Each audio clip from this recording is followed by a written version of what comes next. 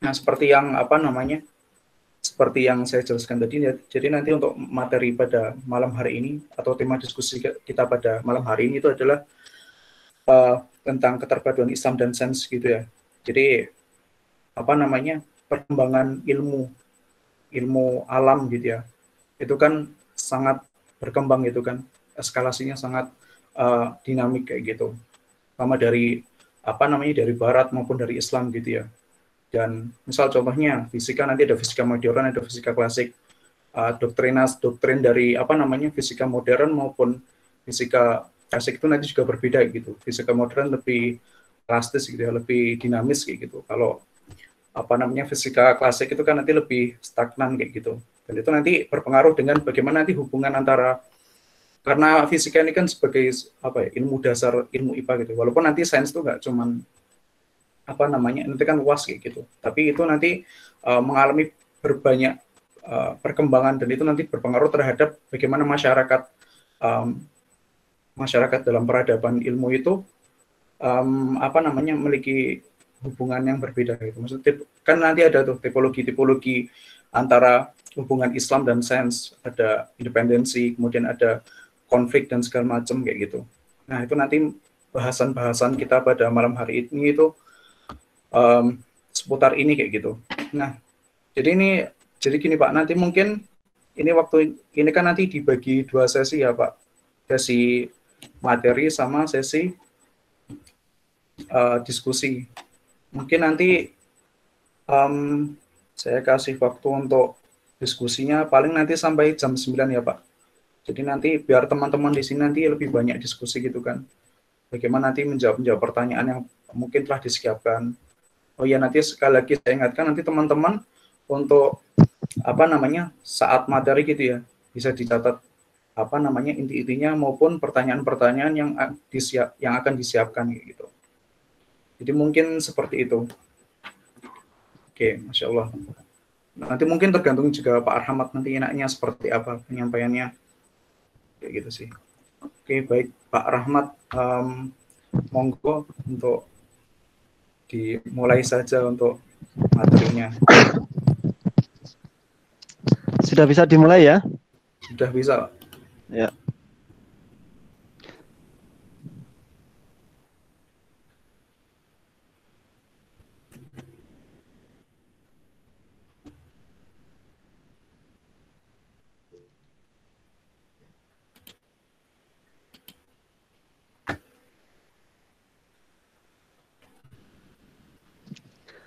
Ini layarnya sudah kelihatan belum slide saya?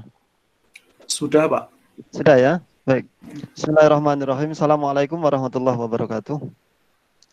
Alhamdulillahirabbil alamin.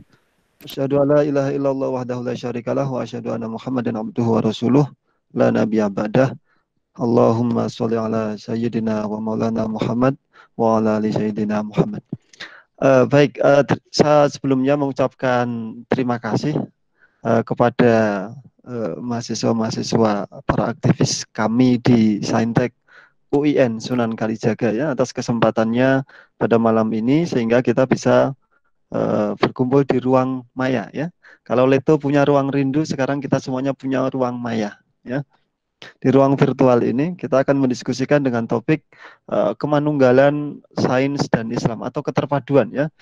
Kalau di pengumuman itu keterpaduan Islam dan sains gitu, saya balik kemanunggalan sains dan Islam begitu. Seringkali ketika orang bicara tentang relasi atau hubungan antara agama dan sains, orang selalu berpedoman atau mengutip atau mendiskusikan wacana-wacana itu berangkat dari sini. Bahwa relasinya itu ada banyak sekali kemungkinan. Kalau menurut saya, ketika kita bicara relasi antara agama dengan sains itu, kita tidak membutuhkan wacana-wacana semacam ini. Mengapa? Karena wacana-wacana semacam ini berangkat dari pengalaman peradaban Barat. Bahwa di Barat itu pernah terjadi pertentangan antara agama dengan sains, pernah terjadi konflik antara agama dengan sains. Terus kemudian di Barat itu ada sebagian yang mengamini bahwa agama dengan sains itu memiliki wilayah yang berbeda, independen, ya atau kontras. Terus kemudian ada juga sebagian yang mengamini bahwa antara agama dengan sains itu meskipun wilayahnya berbeda, tapi mereka bisa saling kontak, saling menghubungi untuk melakukan dialog-dialog. Ini tipologi yang ketiga. Ada juga sebagian yang mengamini bahwa antara agama dengan sains itu bisa saling melakukan konfirmasi untuk melakukan integrasi. Nah, ini dari dua penulis besar ya, dari yang salah Barbour ini beliau seorang teolog ya, sekaligus fisikawan. Ya. Jadi beliau doktornya itu dua kali, doktor fisika dan doktor teologi. Kalau di kita itu berarti ya ini doktor dari Saintek sekaligus beliau lulusan doktor dari Usuluddin. Gitu. Ya, Barbour ini. Kalau kita lacak peradaban, ya peradaban Islam atau peradaban, misalkan peradaban Nusantara seperti itu, kita tidak akan pernah menjumpai adanya tipologi-tipologi semacam ini di dalam bentangan sejarah itu. Tidak ada konflik, belum pernah ada konflik antara agama, antara ilmu dengan keyakinan religius. Di dalam Nusantara tidak pernah ada konflik itu. Ya, tapi di Barat memang pernah ada konflik itu, gitu. Nah, wacana ini kemudian kita impor sehingga seolah-olah kita akhirnya menjadi bingung sendiri. Sebenarnya bagaimana sih relasi antara agama dengan sains? Bagaimana relasi antara fisika, kimia, biologi itu dengan agama kita, gitu. Betulkah ini itu bisa diintegrasikan macam-macam dan seterusnya seperti itu. Cara pandang ini, agama sebagai satu entitas, sains sebagai satu entitas yang masing-masing berdiri sendiri ini sebenarnya adalah cara pandang dikotomik. Ya, cara pandang dikotomik. Lagi-lagi, cara pandang dikotomik ini adalah cara pandang yang kita impor dari Barat. Ya, dalam bentangan sejarah kita tidak pernah memiliki cara pandang dikotomik. Ya, misalkan saya orang Jawa kayak gitu, di Jawa tidak ada cara pandang dikotomik itu. Di Islam itu juga tidak ada cara pandang dikotomik. Nah, kita sudah mengimpor cara pandang yang semacam ini, cara pandang dikotomik, terus kemudian kita mengimpor wacana relasi antara agama dengan sains itu, yang ini justru membuat kekacauan pemahaman kita. Bagaimana sebenarnya relasi antara agama dengan sains itu. Karena itulah terus kemudian di beberapa waktu terakhir ini kita mengenal ada wacana-wacana integrasi, interkoneksi, penyatuan ilmu dan seterusnya seperti itu. Nah, kita akan melihat ya, apakah betul wacana-wacana ini bisa kita buang ya.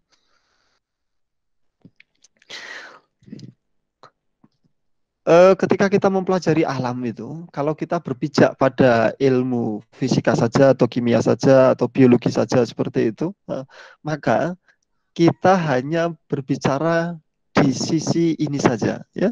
Kita hanya berbicara di sisi ini saja, ya. Kita tidak pernah berbicara alam itu dalam relasinya dengan manusia, alam itu dengan relasinya dengan Tuhan.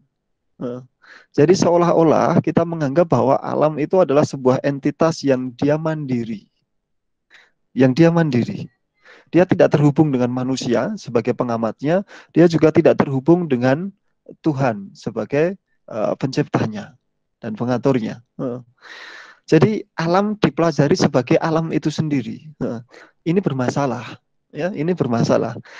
Kita bisa melihat, ya, kita bisa melihat masalah ini ketika misalkan kayak gini.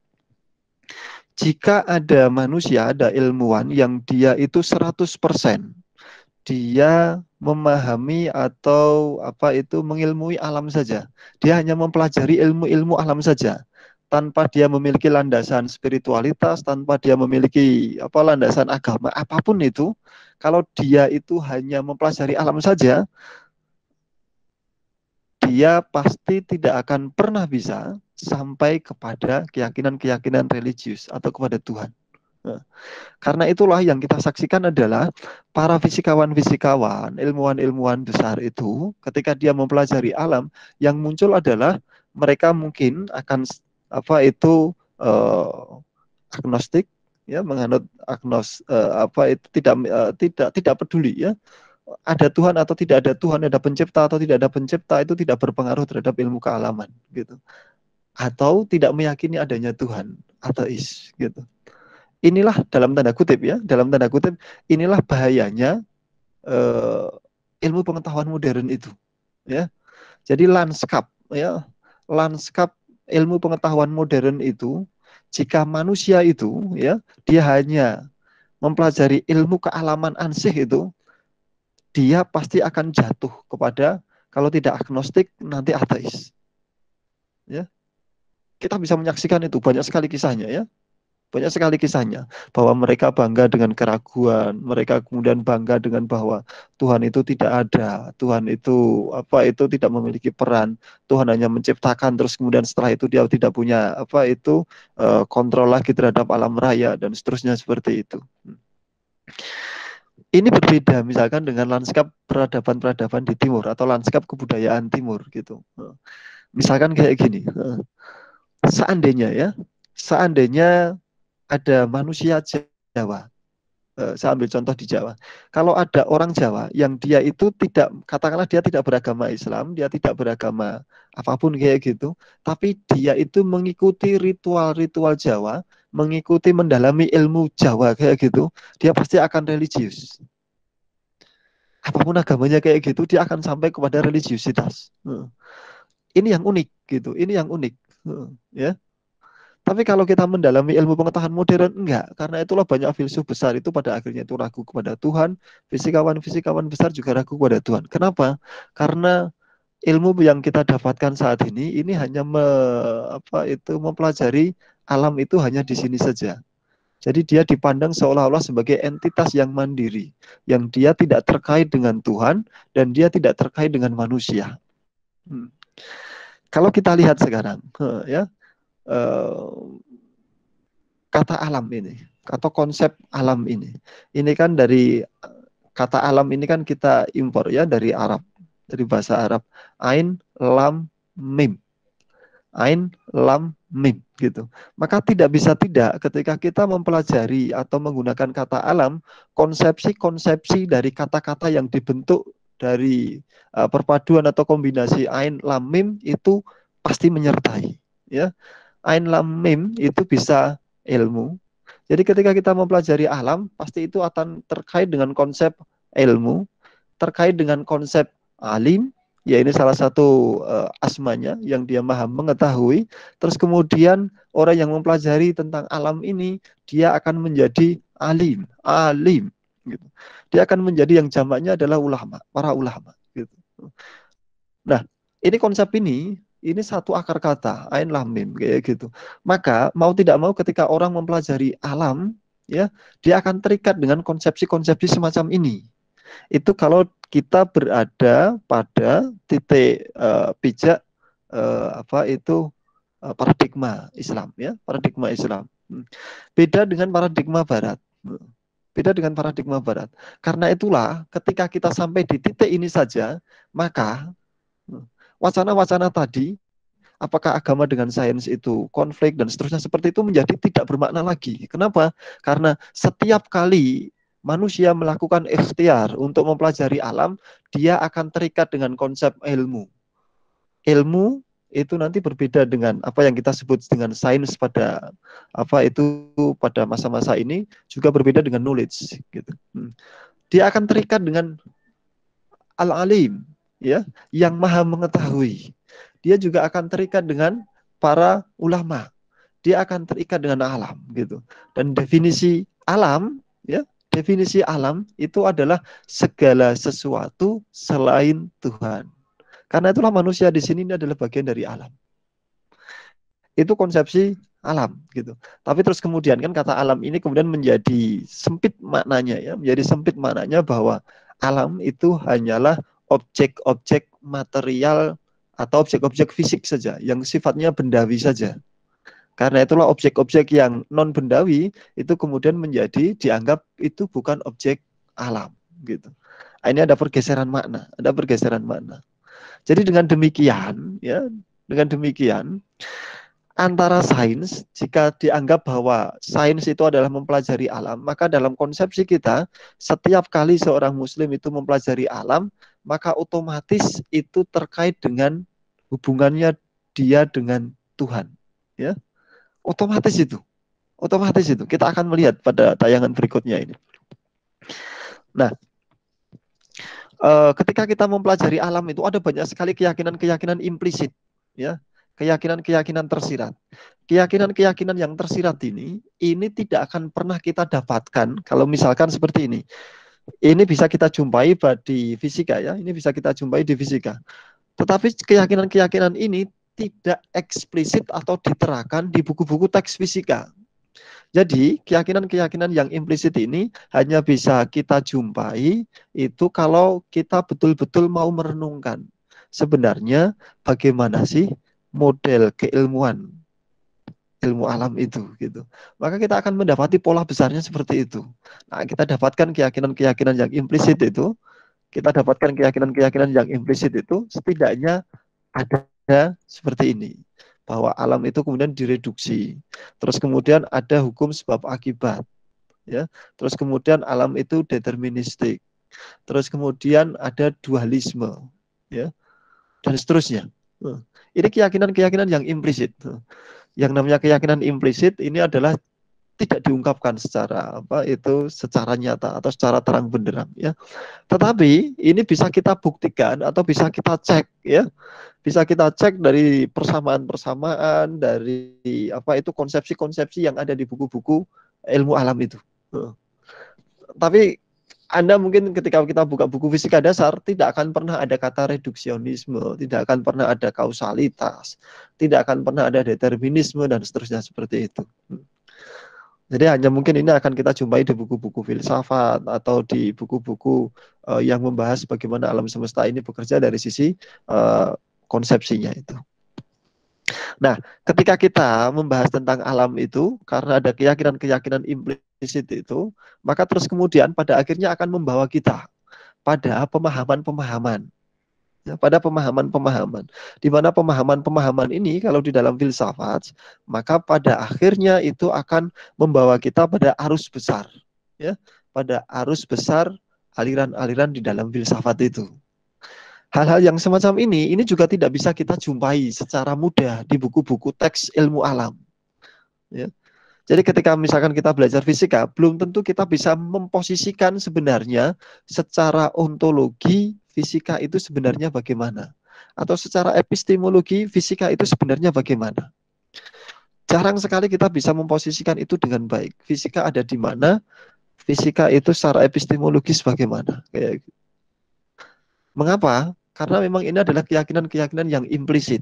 Keyakinan-keyakinan yang implisit. Ini biasanya hidup di pikiran-pikiran para fisikawan-fisikawan besar itu. Dan umumnya, kalau kita hanya bekerja secara teknis kayak gitu, kita tidak akan pernah bisa menyadari kehadiran ya aliran-aliran ini dengan baik. Nah, disinilah ketika kita bicara tentang relasi antara agama dengan sains, perpaduan Islam dan sains itu pintu gerbang utamanya adalah lewat jalur filsafat ilmu. Kalau tidak lewat jalur filsafat ilmu, kita akan jatuh, ya, kita akan jatuh misalkan di dalam ayatisasi dan seterusnya seperti itu. Yang itu, kalau itu kita bawa kepada para saintis-saintis yang dia agnostik atau ateis kayak gitu, itu akan menjadi bahan lelucon bagi mereka. Ya, itu akan menjadi bahan lelucon bagi mereka. Anda bisa berselancar di Facebook kayak gitu, coba selami grup-grup Facebook yang isinya itu orang-orang yang menekuni sains tapi dia memiliki keyakinan dia penganut dia agnostik dan dia ateis kayak gitu. Kita akan mendapati itu akan menjadi bahan-bahan lelucon bagi mereka. Karena itulah jalurnya itu adalah jalur filsafat ilmu. Ini strukturnya itu harus dibongkar dulu. Strukturnya harus dibongkar dulu. Ya. Nah, ini struktur sains, ya. Ini struktur sains. Jadi di dalam sains kita, di dalam ilmu alam itu, kita harus bisa membedakan, ya, istilah-istilah kunci. Istilah-istilah kunci. Kalau kita bicara tentang betapa terpadunya antara Islam dengan sains dan kita tidak memahami dengan baik istilah-istilah kunci, itu sangat berbahaya sekali. Ya. Apa sih yang membedakan antara fakta dengan teori, antara fakta dengan hukum? Apa bedanya antara fakta dengan hipotesis? Apa bedanya antara hipotesis dengan dugaan. Apa bedanya antara hipotesis dengan postulat dan seterusnya seperti itu. Nah, struktur yang semacam ini harus kita kuasai dengan baik. Karena sains berdiri tegak di atas rangka struktur itu. Ya. Jadi kalau ingin, misalkan ya, kalau kita ingin punya ambisi besar, ya, kita punya ambisi besar untuk mengubah ya tampilan bangunan dari sains itu, kita harus memahami struktur dulu, struktur sains itu dulu, ya. Orang Islam dengan orang yang non Islam itu, ketika dia melihat fakta itu semuanya akan sama, ya. Semuanya akan sama. Fakta sains itu misalkan seperti ini, bahwa api itu panas, itu fakta, ya. Bumi itu bulat, itu fakta, ya. Itu fakta. Ada fotonya, ada videonya, terus ada apa itu ketika kita bisa bepergian keluar angkasa kita bisa melihatnya kayak gitu. Kecuali kita penganut fanatik FA ya. Nah, fakta-fakta yang ada ya, ada banyak sekali fakta-fakta yang terkumpul itu ibarat batu bata atau ibarat batu-batu. Nah, masing-masing batu bata itu kemudian direkatkan agar dia menjadi satu kesatuan, maka masing-masing fakta itu direkatkan dengan logika, direkatkan dengan matematika. Maka antara logika dan matematika ini bisa dikatakan satu kesatuan ya. Nah, karena isi matematika itu ya logika itu sendiri kayak gitu. Nah, setelah fakta-fakta itu direkatkan oleh logika dan matematika, maka fakta-fakta itu akan terangkai menjadi hukum, akan terangkai menjadi hukum. Nah, seluruh bangunan inilah yang kemudian nanti menjadi teori. Jadi teori. Maka dari sini, misalkan kayak gini, ketika orang bilang bahwa teori apa itu ledakan besar, ya, teori ledakan agung itu sesuai dengan Al-Quran kayak gitu. Itu harus hati-hati itu. Itu harus hati-hati karena itu teori. Itu bukan fakta. Teori ledakan besar itu adalah teorinya, bukan faktanya. Bukan faktanya. Yang namanya teori itu apa? Kalau dari sisi apa itu aliran filsafat, nanti teori itu adalah hasil konstruksi pikiran, hasil konstruksi pengamat. Nah, antara fakta menjadi direkatkan oleh logika dan matematika akhirnya menjadi hukum. Jadi ini batu bata, terus kemudian ini akhirnya itu bisa berdiri tegak seperti tiang, dia akhirnya menjadi hukum. Nah, keseluruhan bangunan ini yang kemudian kita sebut sebagai teori. Kita mengenal ada teori Darwin, ada teori ledakan agung, terus kemudian ada teori tentang DNA dan seterusnya seperti itu. Itu teori. Hukum ya, karena fakta ini basisnya itu adalah empiris ya, maka hukum ini cara bekerjanya nanti adalah empiris ya, cara bekerjanya adalah empiris, pengamatan ya. Jadi nanti dari sisi apa itu cara berpikirnya adalah induktif hukum itu. Nah, kalau teori ini semuanya dikonstruksi oleh rasio. Karena itulah cara berpikir teori itu nanti cara berpikirnya adalah deduktif. Nah, ada deduksi, ada induksi. Ada deduksi, ada induksi. Nah, inilah yang kemudian nanti disebut sebagai sains gitu. Nah, kalau di dalam fisika itu nanti secara umum orang akan membelah yang teori itu nanti fisika teoretik, yang mempelajari yang di sini fakta, hukum dan seterusnya seperti itu biasa dikenal sebagai fisikawan eksperimen. Ya. Yang basis epistemologinya berbeda. Ya, kalau terus kemudian apa misalkan dengan hipotesis? Apa itu postulat kayak gitu? Itu bagian dari cara bekerjanya fakta menjadi hukum itu, atau dari fakta hukum jadi teori itu. Nah, ada pijakan-pijakan antara, ya. Misalkan postulat yang sangat terkenal, postulatnya Bohr tahun 1913 atau 1914, atau postulatnya Planck ya 1914 Desember 1900 dan seterusnya. Itu postulat. Tapi itu bukan teori. Ya, beda lagi kayak gitu. Nah, ini harus kita pahami dengan baik sehingga nanti ketika kita bicara bagaimana relasi antara sains dengan agama, bagaimana terpadunya antara sains dengan agama, itu kita akan bisa apa itu argumen argumen kita itu menjadi rapi. Argumen kita menjadi rapi. Nah, betapa manunggalnya antara sains dengan agama, betapa terpadunya antara sains dengan agama, itu misalkan bisa kita lacak di sini, ya. Ini salah satu kitab dari Imam Al-Ghazali yang sangat populer, ya, yang konon beberapa apa itu sarjana itu mengatakan bahwa kitab inilah yang kemudian membuat apa namanya kemandekan berpikir. Menurut saya itu ini terlalu apa terlalu over generalization ini terlalu apa terlalu menyederhanakan persoalan, ya. Kekacauan filsafat, ya. Falasifah, kata falasifah, kalau kita lihat terma falasifah pada saat itu, ya, kalau konteks sekarang istilah falasifah itu maknanya adalah filsafat. Kalau pada saat itu, pada konteks di mana Imam Al-Ghazali itu hidup, kata falasifah yang dimaksud itu adalah sains pada masa kini. Jadi kitab Tahafut Al-Falasifah ini kalau kita terjemahkan pada apa itu pengertian sekarang, ini adalah kekacauan sains. Kekacauan sains. Jadi jangan bayangkan bahwa Imam Al-Ghazali itu hanya merupakan seorang sufi yang dia itu apa itu tenggelam dengan zikir-zikir panjang, tenggelam dengan apa itu kitab-kitab yang apa itu hanya beraroma akhlak saja, tidak, ya. Imam Al-Ghazali ini luar biasa. Beliau salah satu raksasa intelektual yang kita miliki, ya. Beliau wafat 1111 Masehi. Kekacauan sains, ya, kekacauan sains. Beliau menulis ada 20 persoalan, ya, ada 20 persoalan sains yang mengganggu iman, ya. 3 persoalan itu bisa menyebabkan kufur. 2 persoalan dari 3 persoalan ini adalah tentang alam. Tentang alam. Maksudnya tentang alam raya yang kita pahami sampai seperti sekarang ini.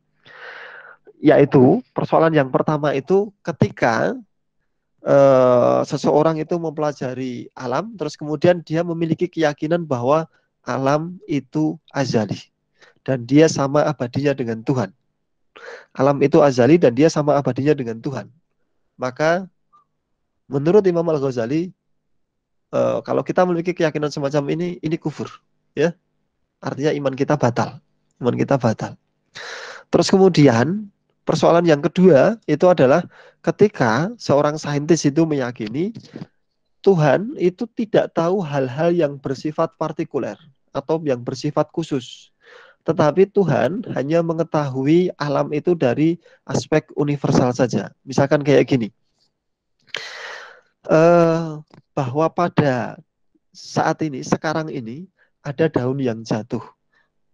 Atau pada saat sekarang ini, ada bagian sel tubuh, sel kulit kita itu yang apa itu terregenerasi itu. Tuhan tidak tahu itu. Tuhan tidak tahu itu. Itu kufur itu.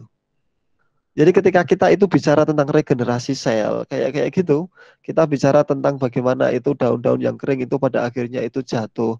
Kita bicara bahwa pada tiap saat itu terjadi pemusnahan dan penciptaan partikel, pemusnahan dan dalam tanda kutip pengadaan partikel kayak gitu. Maka itu sebenarnya itu adalah persoalan tentang bagian dari keimanan kita. Maka bicara tentang alam, bicara tentang sains, otomatis ini bicara terkait dengan akidah kita. Karena kita tergelincir di sini, iman kita taruhannya, ya, iman kita taruhannya. Jadi sudah otomatis itu.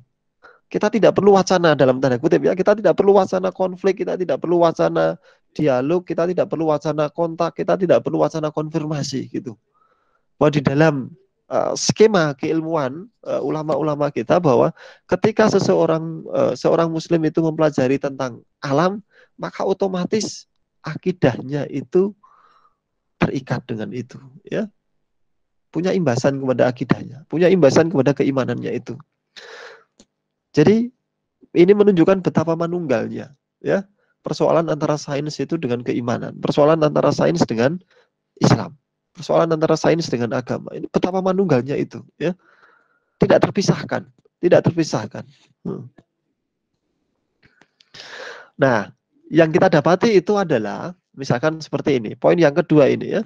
Tuhan hanya Tuhan tidak tahu hal-hal yang bersifat partikuler. Nah, kalau kita memahami, kalau dalam konteks ilmu alam, di dalam konteks fisika itu, ketika kita memahami bahwa Tuhan menciptakan hukum alam, terus kemudian setelah itu alam bekerja sesuai dengan hukum alam itu sendiri. Nah, itu bagian poin yang kedua ini. Aliran filsafatnya itu disebut sebagai deisme. Aliran filsafatnya. Nah, ini yang dianut oleh Laplace. Pierre Simon de Laplace. Pada masa pemerintahan Napoleon Bonaparte. Jadi fisikawan besar Laplace itu, ya, dia menganut aliran deisme ini. Newton itu juga deisme. Newton itu juga deisme. Newton meyakini Tuhan itu ada, tetapi Tuhan kemudian menciptakan alam raya ini dan kemudian alam raya ini bekerja sesuai dengan hukum-hukum Tuhan. Setelah itu Tuhan kemana? Tuhan pensiun. Nah, itu deisme. Kalau di dalam akidah kita, menurut Imam Al-Ghazali, itu kufur. Ya, itu kufur. Karena itulah kita ingat gitu. Di dalam Quran surat Ali Imran 190-191 itu bahwa ketika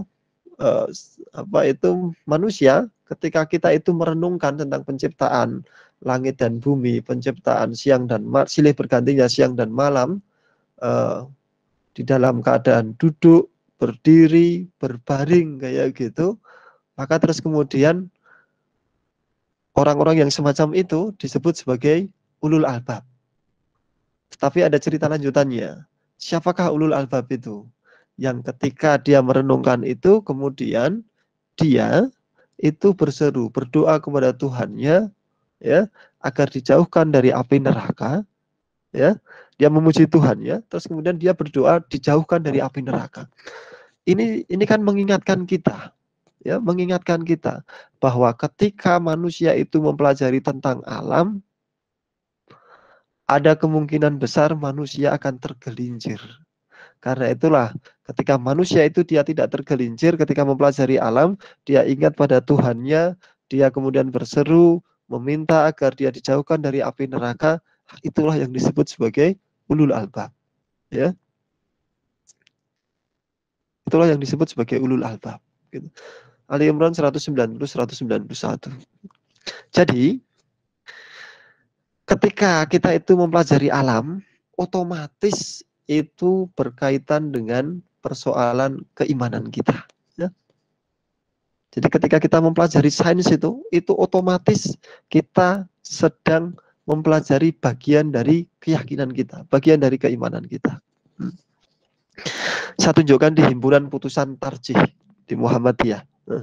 Kalau Anda punya buku HPT ini bagian akidah, ya, bagian akidah. Di himpunan putusan tarjih halaman 13, ya. Ini yang bagian akidah di awal-awal, ya. Di poin 2 ini, ya, di poin 2 ini, ya, kata nazar itu, nah ini terjemahannya, ya, terjemahannya asli dari HPT-nya terjemahannya, ya. Jadi mereka berpendapat bahwa memperdalam pengetahuan tentang alam untuk mendapatkan pengertian tentang Allah adalah wajib menurut ajaran agama. Sayangnya di sini ini kata nazar itu tidak diungkapkan secara eksplisit. Padahal di dalam ilmu kalam nazar itu adalah salah satu epistemnya, ya, salah satu epistemnya.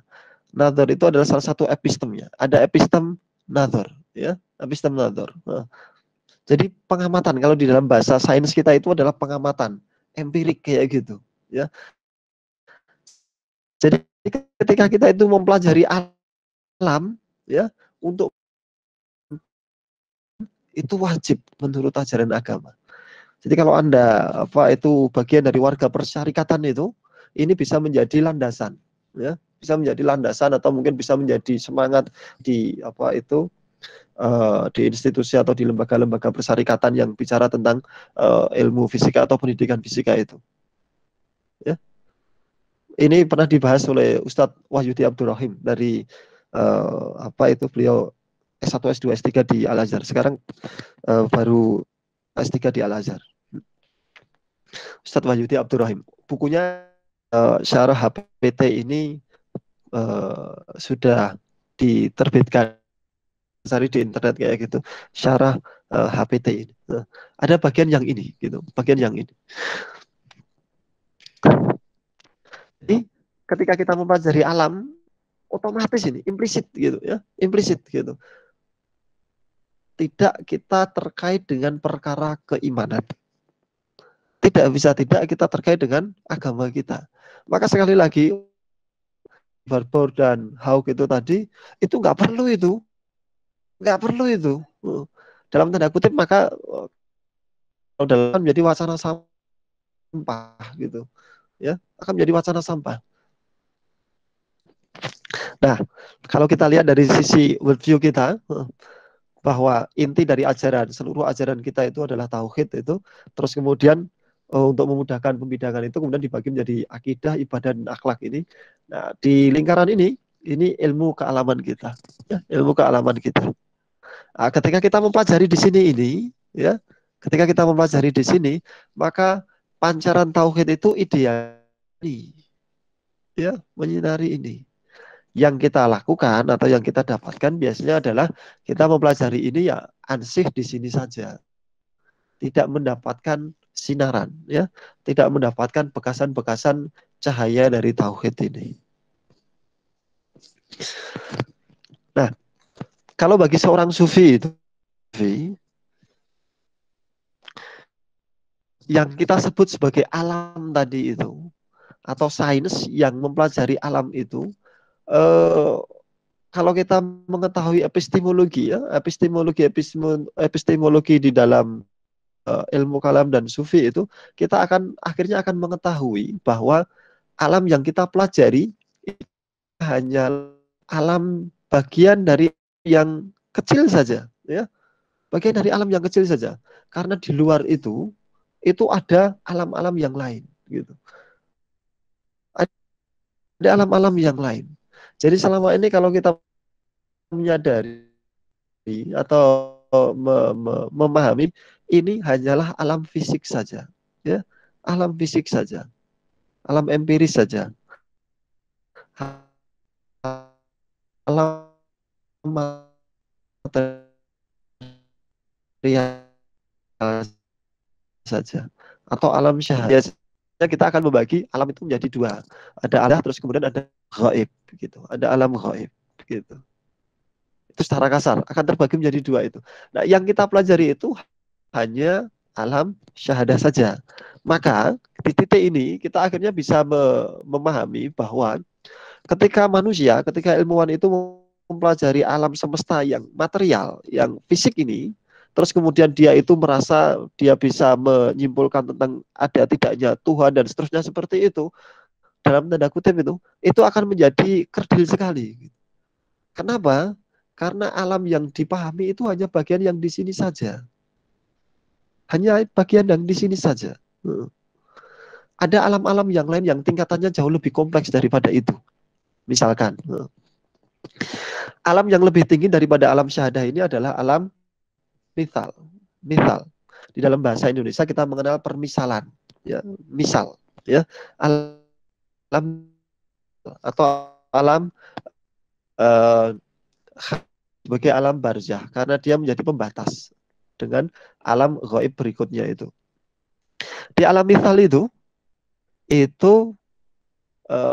alam misal itu adalah alam yang wujud fisiknya itu tidak ada, tapi wujud-wujud geometrisnya itu ada.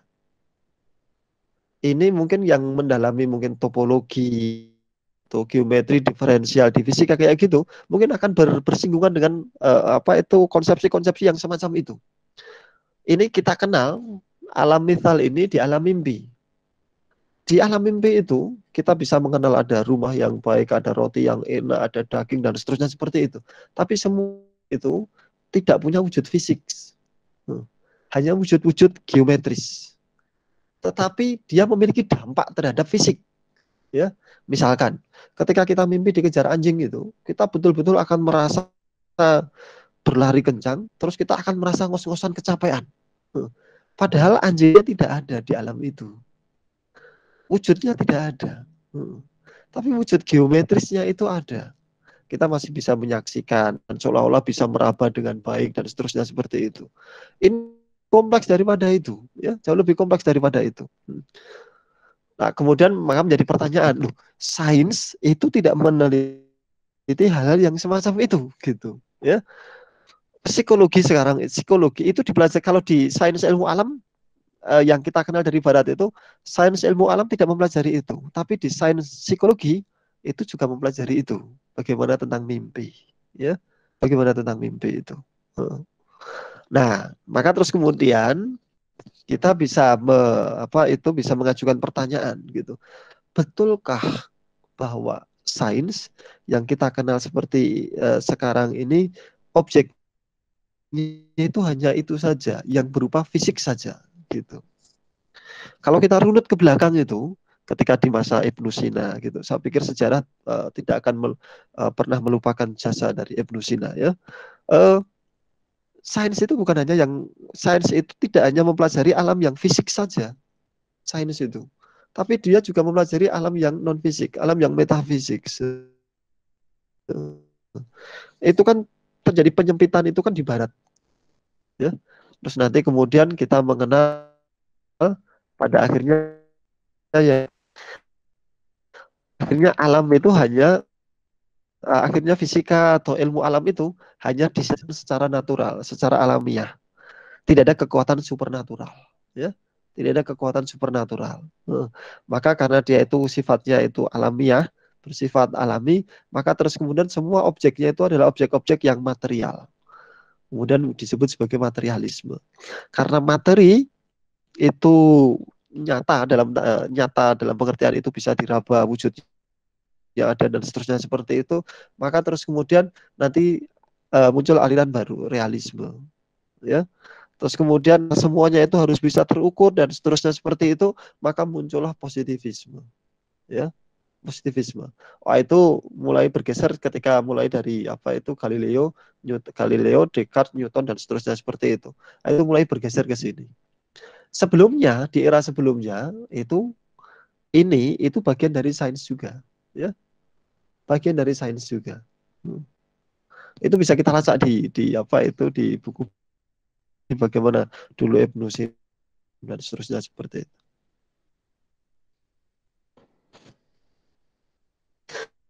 Jadi alam yang kita pelajari itu hanya ada di sini saja. Ya, di atasnya itu masih ada banyak sekali alam-alam ya. Tingkatan alam-alam. Ini tingkatan ya, martabat. Nah, kalau di Jawa kita mengenal ada martabat 7 ya. Itu bisa dicari landasan konsepsi martabat 7 di Sufi, Syekh Burhanpuri gitu. Nah, konsekuensi ini konsepsi ini merupakan konsekuensi dari kalimat tauhid kita. Jadi ketika kita bersaksi la ilaha illallah itu tidak ada Tuhan selain Allah itu, maka sejatinya itu adalah persaksian bahwa secara ontologis hanya ada dua saja. Secara ontologis hanya ada dua, yaitu ilah dan selain ilah gitu. Yang ilah itu hanyalah Allah. Maka secara ontologis itu hanya ada Allah dan selain Allah secara ontologis. Dan yang selain Allah itu yang kemudian disebut sebagai alam itu. Jadi secara ontologis kita membedakan seperti itu. Ini berbeda dengan pemahaman ontologi yang dipahami di dalam sains yang kita kenal sekarang itu. Pemahaman-pemahaman ontologinya itu dia hanya berhenti pada ontologi di alam material itu. Secara ontologinya dia hanya berhenti di situ saja. Kalau kita enggak, kita ontologinya itu secara ontologis itu, secara wujud yang ada itu kita mentok bahwa yang ada itu hanya Allah dan yang selain Allah itu sejatinya dia tidak ada. Gitu. Itu konsekuensi logis dari kalimat tauhid kita itu. La ilaha illallah itu. Jadi kalimat tauhid itu kalimat yang luar biasa. Ya, kalimat yang luar biasa. Karena dia secara ontologis telah menuntun kita bahwa sejatinya yang ada itu hanyalah Allah. Yang lain itu tidak ada. Yang lain itulah yang kemudian disebut sebagai alam itu. Nah, disinilah kita, kalau dulu kita pernah belajar 20 sifat itu, 20 sifat wajib itu. Nah, 20 sifat wajib itu sebenarnya memudahkan kita untuk mendeskripsikan bagaimana karakter-karakter alam itu. Ya, karakter-karakter yang selain Allah itu, ya. 20 sifat wajib itu.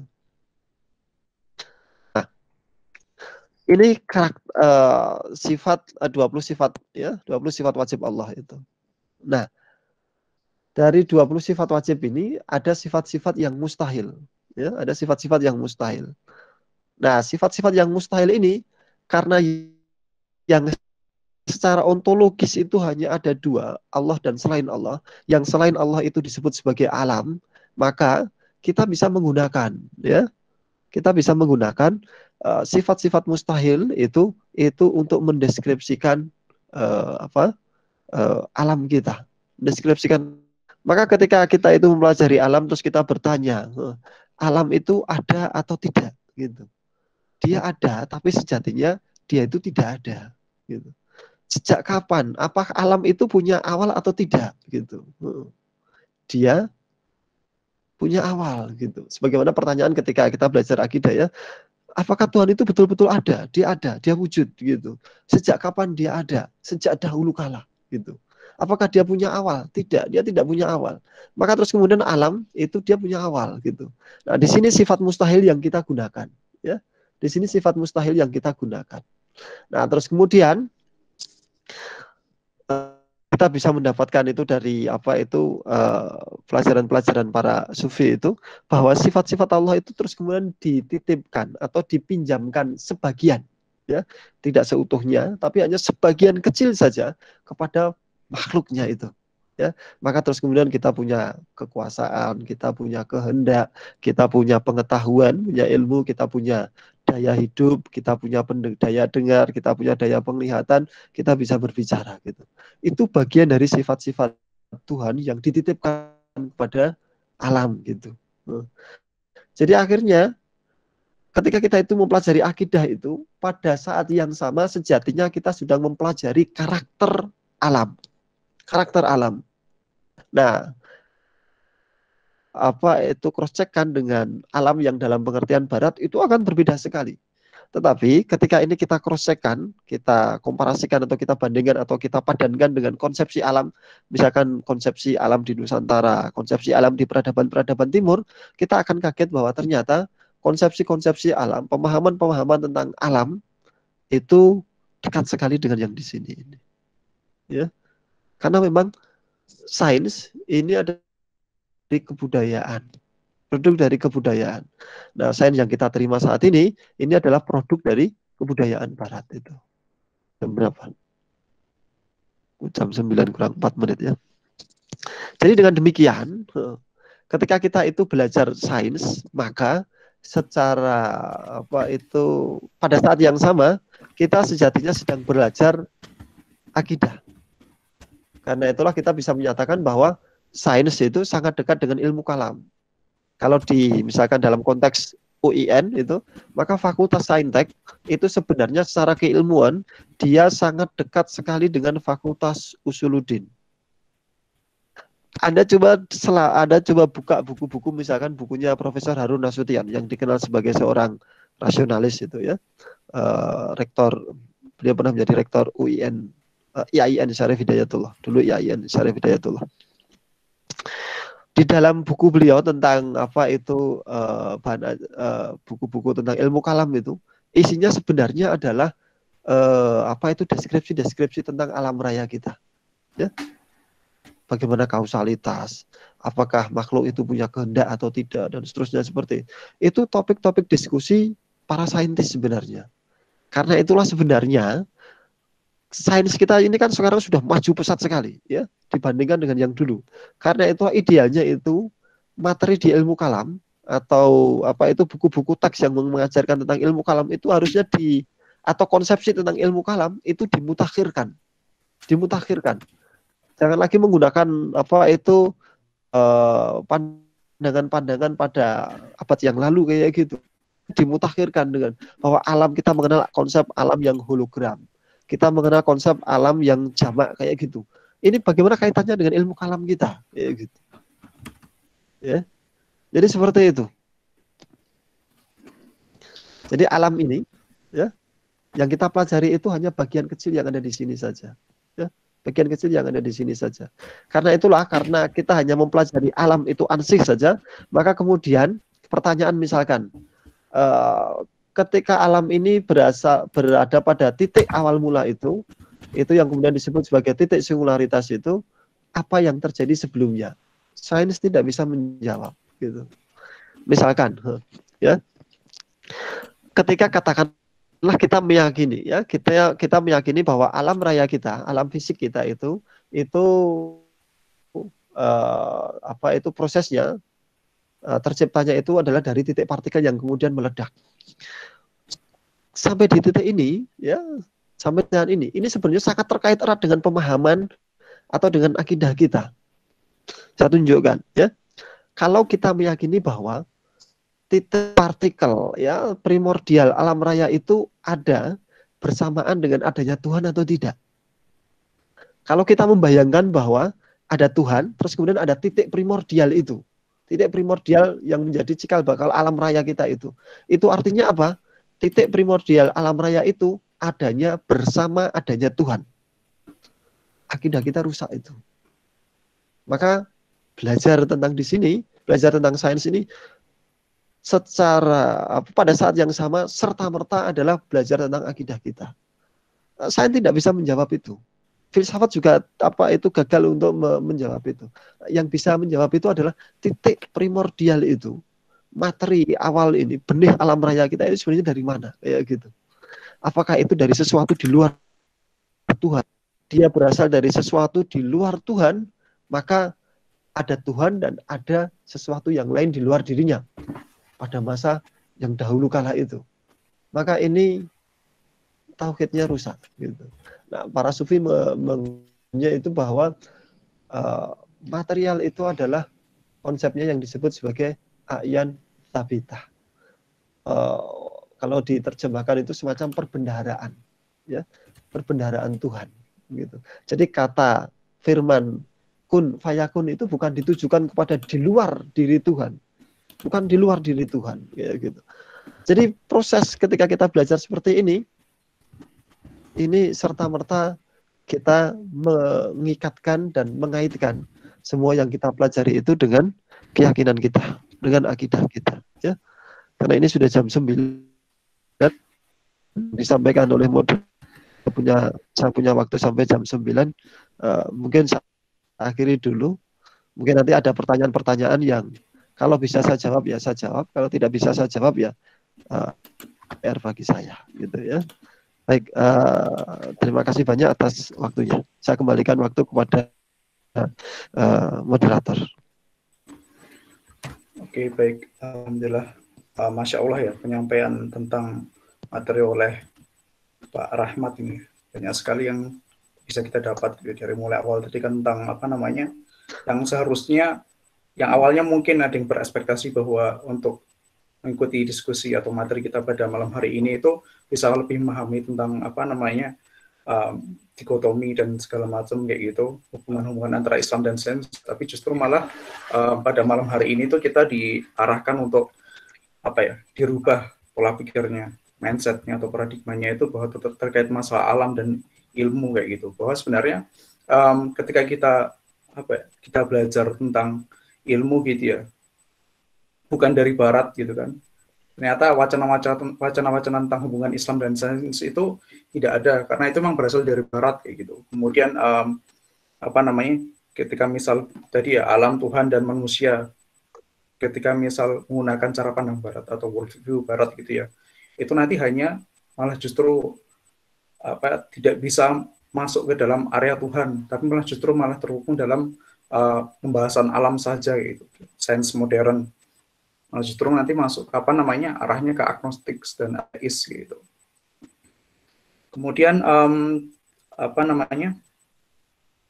keyakinan implisit didapatkan dalam perenungan, dan itu membawa keyakinan lain kayak gitu, bahwa dalam dunia fisika atau mungkin dalam dunia sains itu ada beberapa keyakinan implisit yang itu hanya bisa didapatkan itu dalam perenungan.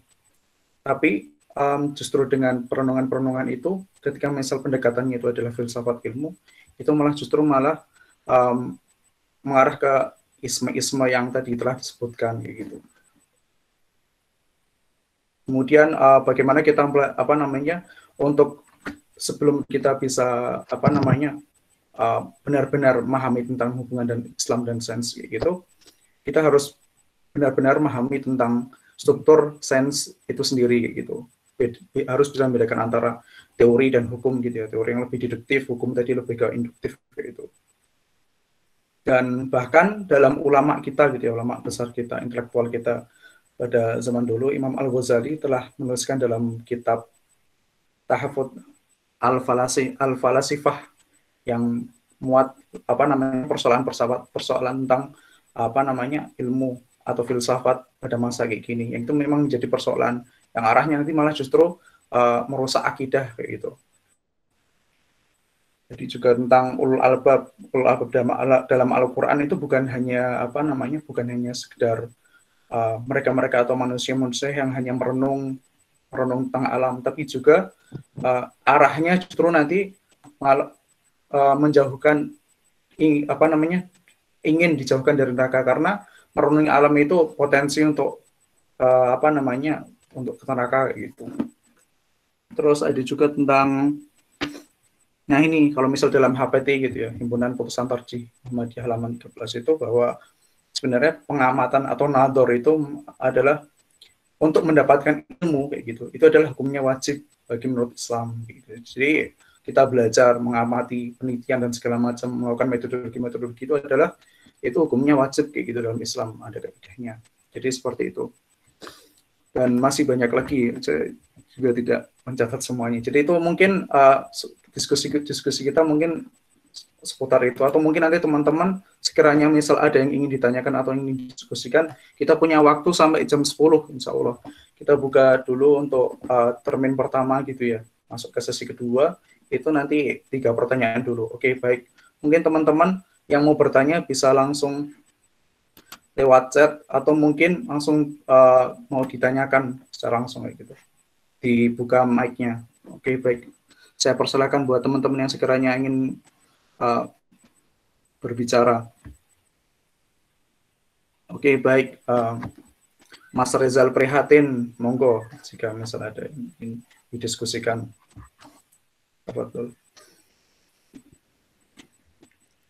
Oke, Assalamualaikum warahmatullahi wabarakatuh.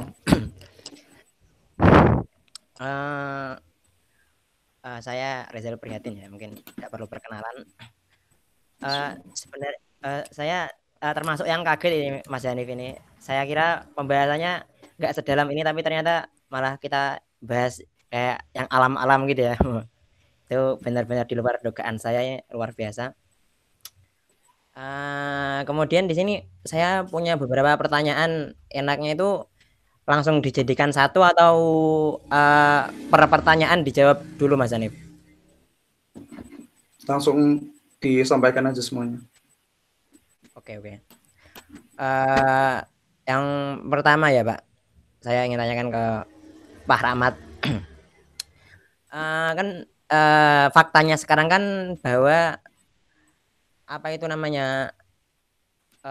Barat telah berhasil membuat gap untuk orang-orang Muslim antara Islam dan sains. Nah, salah satunya untuk kembali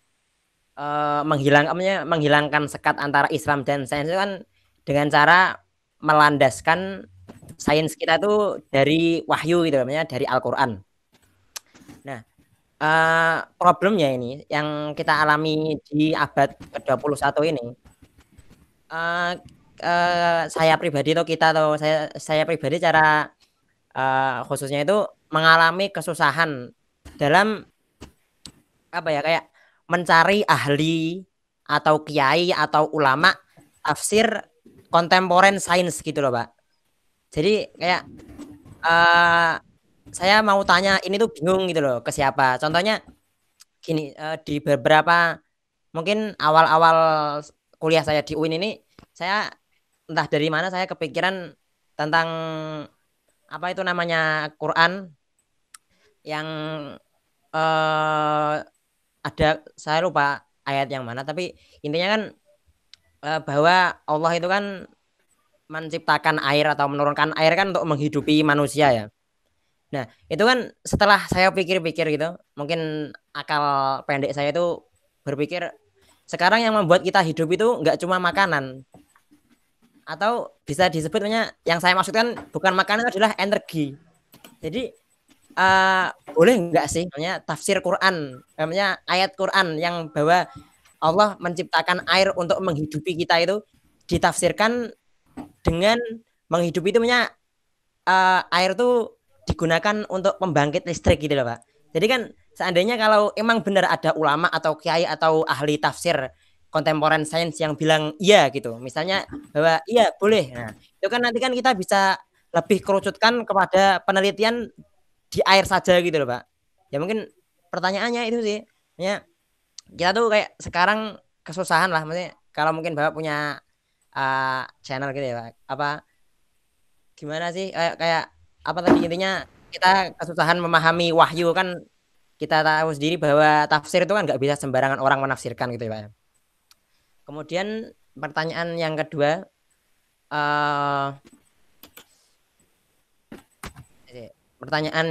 kedua, itu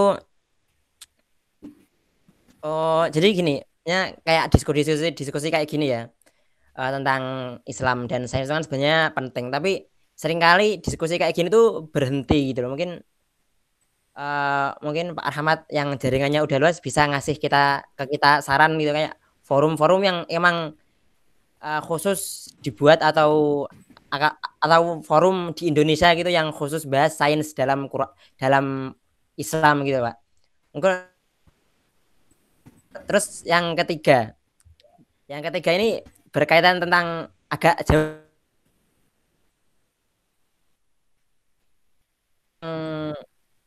kan kayak merenungi sesuatu yang seperti Bapak katakan tadi, kan kita kan perlu, sebelum merenung kan perlu baca-baca dulu ya Pak. Sebenarnya kita perlu cari ilmu yang banyak dulu gitu. Namun di sisi lain ketika mau baca itu Pak, maksudnya ketika saya teringat mau baca buku gitu, kemudian melihat misalkan saja lah ya, misalkan saya gitu mungkin di kos itu lagi belum ada kiriman uang gitu loh Pak. Nah misalnya maksudnya kadang itu kalau seringkali waktu kita mau pergi ke perpustakaan atau mau baca buku itu lalu kepikiran gitu loh, wah apa namanya besok mau makan apa atau gimana gitu nya, seringkali keingintahuan kita itu terbentur dengan rezeki gitu loh. Padahal kan di Quran itu kan udah dijelasin sangat detail, sangat jelas banget gitu loh, bahwa sebenarnya rezeki itu udah diatur, tapi kita tuh masih sering was-was gitu loh. Jadi kalau di dulu kan mungkin di zaman Abbasiyah mungkin kan ulama-ulama gitu atau orang yang nyari ilmu kan emang difasilitasi ya dengan dana-dana wakaf itu, sehingga mereka bisa leluasa mencari ilmu. Tapi untuk di saat ini kan maksudnya seringkali keinginan tahuan kita itu terbentur rezeki gitulah. Mungkin 3 itu bisa ditanggapi Mas Pak Rahmat. Terima kasih Pak, mohon maaf banyak salahnya. Wassalamualaikum warahmatullahi wabarakatuh. Assalamualaikum warahmatullahi wabarakatuh. Oke baik, ini karena 3 pertanyaan ya, berapapun orangnya gitu. Karena ini udah ada 3 pertanyaan dari 1 orang. Oke baik, nanti mungkin ditanyakan. Saya coba ulangin pertanyaannya. Jadi intinya ini mencari ilmuwan tafsir, ulama tafsir kontemporer sains, karena ingin bisa menafsirkan teks-teks dalam Al-Quran itu yang nanti bisa ada hubungannya dengan sains, sehingga nanti pembahasannya itu bisa lebih kerucut kayak gitu, bisa lebih fokus ketika nanti misal ada tentang air, ya nanti ternyata di air itu nanti ada pembahasannya lebih lanjut kayak gitu. Kemudian pertanyaan kedua itu terkait masalah diskusi-diskusi tentang sains dalam Islam itu masih kurang, itu bagaimana Bapak menanggapi itu. Dan yang terakhir adalah keterbatasan dalam mencari ilmu itu hanya karena risi kayak gitu. Oke, baik, mungkin itu Pak pertanyaannya, bisa langsung dijawab.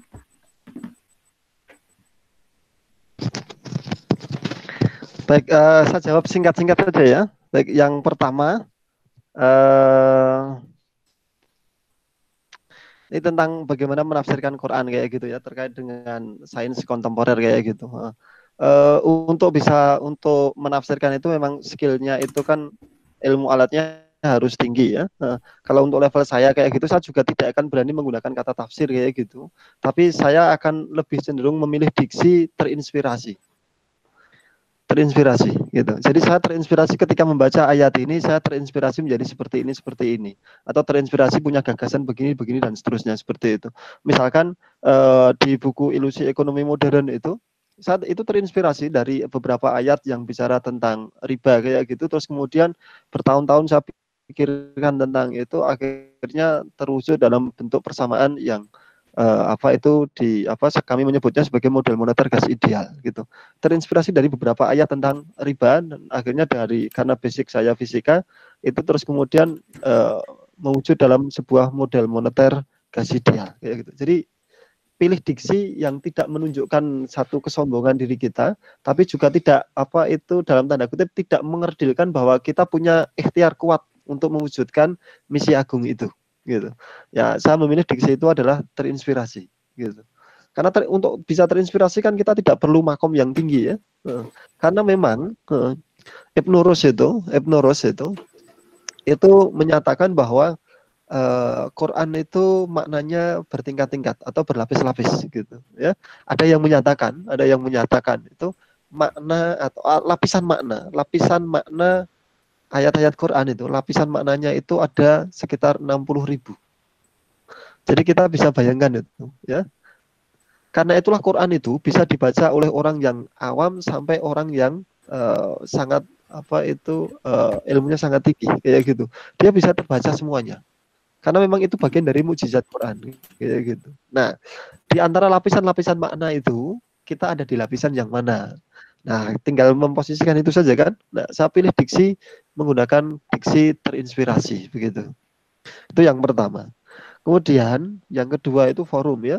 Apakah betul forum-forum yang mendiskusikan tentang topik-topik semacam ini itu sedikit sekali.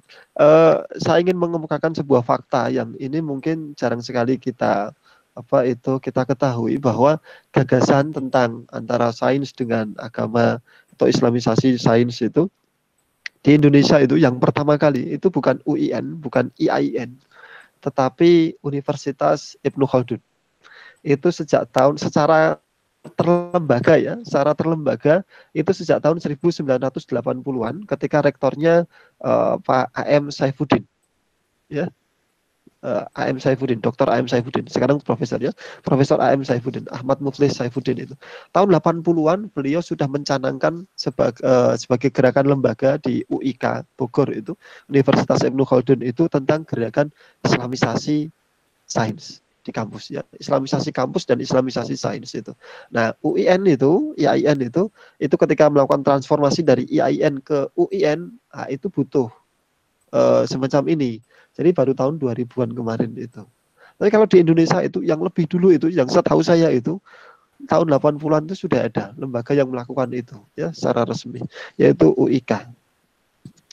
Terus kemudian forum-forumnya ada nggak? Ada banyak sekali sebenarnya itu. Nah, kita di zaman medsos ini sebenarnya diuntungkan ya, tinggal pinter-pinternya nyari saja, menelusuri, berselancar kayak gitu. Ada misalkan Unida itu, beberapa dosen di Unida itu mempunyai forum INSIS kayak gitu. Setiap Sabtu itu sering mengadakan kuliahnya di Jakarta ya, di gedung INSIS Jakarta kayak gitu. Terus tapi juga sering mengadakan roadshow ke Jogja salah satunya. Di Jogja sekarang juga ada beberapa forum atau lembaga yang melakukan diskusi tentang ini. Masjid Kampus UGM itu secara rutin beberapa waktu yang lalu itu mendiskusikan tentang ini. Kajian profetik kalau di Masjid Kampus UGM. Jadi beberapa dosen di UGM itu secara rutin pekanan itu setiap hari Rabu sore di Masjid Kampus UGM, dan terbuka untuk umum di ruang diskusi yang terbatas kayak gitu, tapi terbuka untuk umum. Maksudnya ruangannya terbatas ya. Siapapun boleh menghadiri itu berdiskusi tentang itu, diisi oleh dosen-dosen UGM. Sebenarnya semuanya mencari bentuk juga gitu.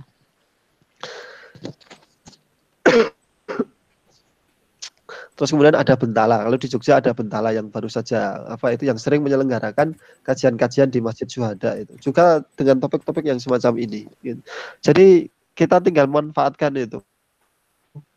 medsos itu tinggal dicari, diselanjari kayak gitu, terus kemudian kita akan temukan beberapa lokus-lokus diskusi tentang itu. Dan yang ketiga ya, ini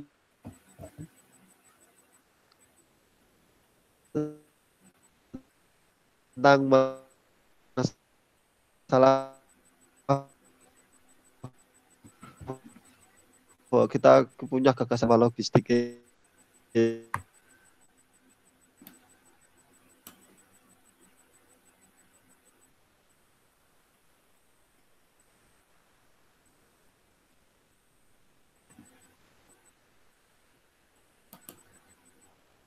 Pak Rahmat,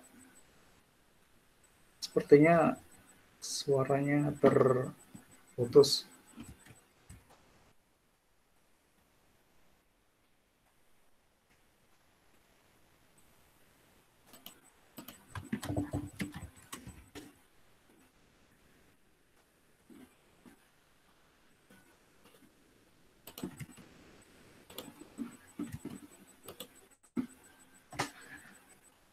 Ini apa?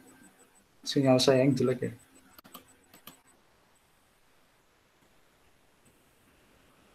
Oh, live malahan.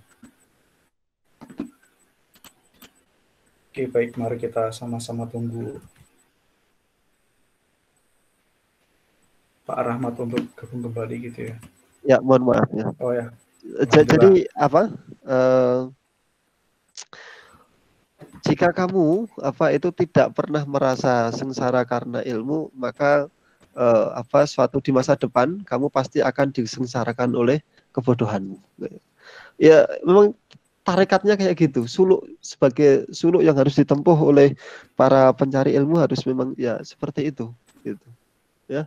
Saya dulu ketika mahasiswa juga mengalami seperti itu, sama kayak gitu ya. Jadi ya sabar kayak gitu, itu yang akan menjadi pupuk ya. Itu yang akan menjadi pupuk untuk menumbuhkan gagasan-gagasan besar itu. Jangan dipikir bahwa para ilmuwan-ilmuwan besar itu juga mereka enak-enakan kayak gitu, tidak ya. Tidak itu. Karl Marx itu hidup dalam kemiskinan, tapi namanya abadi sampai sekarang karena dia konsisten dengan gagasan besarnya itu. Dia hidup dalam kemiskinan, bahkan anaknya sampai mati karena kelaparan, ya, mati karena kelaparan gitu. Tan Malaka salah satu pahlawan nasional kita juga seperti itu ya, hidup dalam pelarian kayak gitu. Anda bisa baca betapa hebatnya, betapa jeniusnya Tan Malaka itu. Anda baca buku Madilog ya, untuk konteks itu ya. Bayangkan di konteks pergerakan nasional itu, buku itu ditulis tanpa referensi, hanya berdasarkan ingatan Tan Malaka, ditulis ketika Tan Malaka dalam masa pengejaran Belanda. Jadi dalam masa persembunyian itu, Tan Malaka itu menulis buku tanpa menggunakan referensi. Ya, tapi kalau kita lihat isinya itu, ini luar biasa ini. Kita mungkin kalau membayangkan kalau itu kita tulis sekarang, kita pasti akan menggunakan internet habis-habisan itu untuk mencari referensinya itu. Tapi Tan Malaka itu hanya berdasarkan pada ingatan itu dan ditulis ketika masa pelarian, ya. Ya memang seperti itu. Bayarannya adalah namanya abadi sampai sekarang, gitu. Mungkin seperti itu ya. Jadi ilmu kui kelakone kanthi laku gitu. Mungkin seperti itu ya untuk Mas Rizal. Terima kasih. Jadi intinya tadi pertanyaan tentang bagaimana kita mencari ilmu gitu ya. Kemudian mencari ilmu terutama pada kondisi kontemporer seperti ini. Oke, baik, mungkin ada teman-teman lain yang mau mengutarakan gagasan.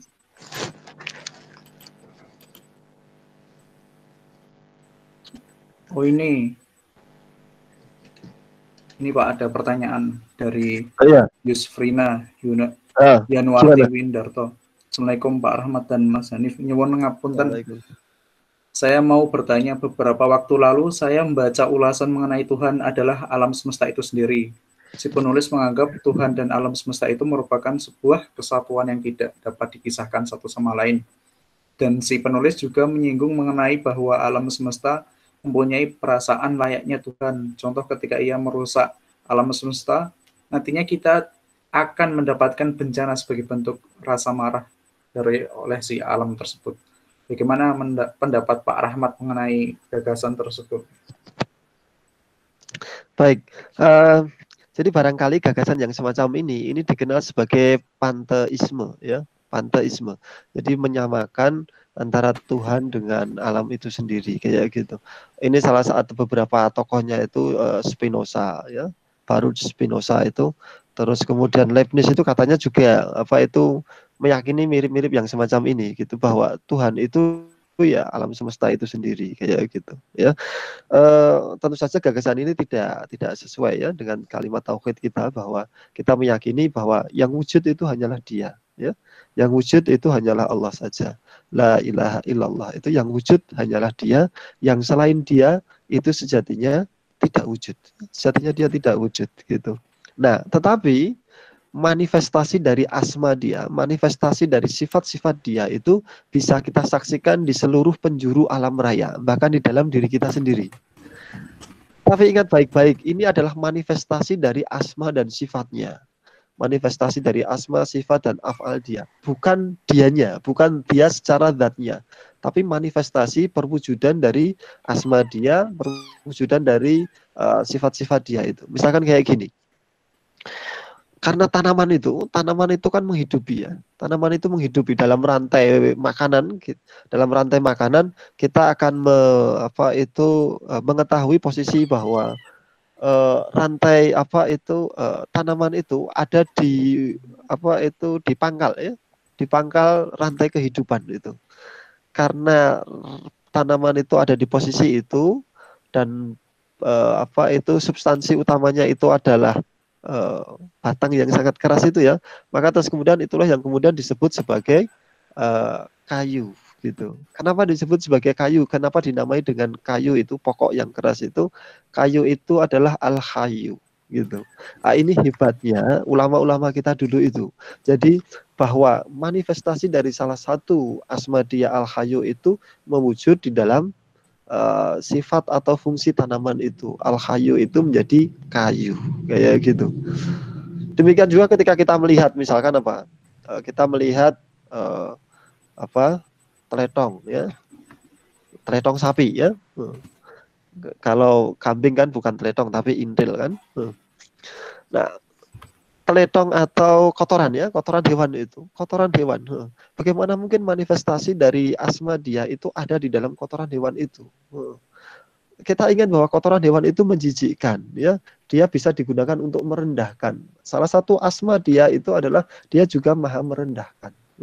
Tapi pada saat yang sama, kotoran hewan itu Dia itu menyuburkan, ya. Dia menyuburkan.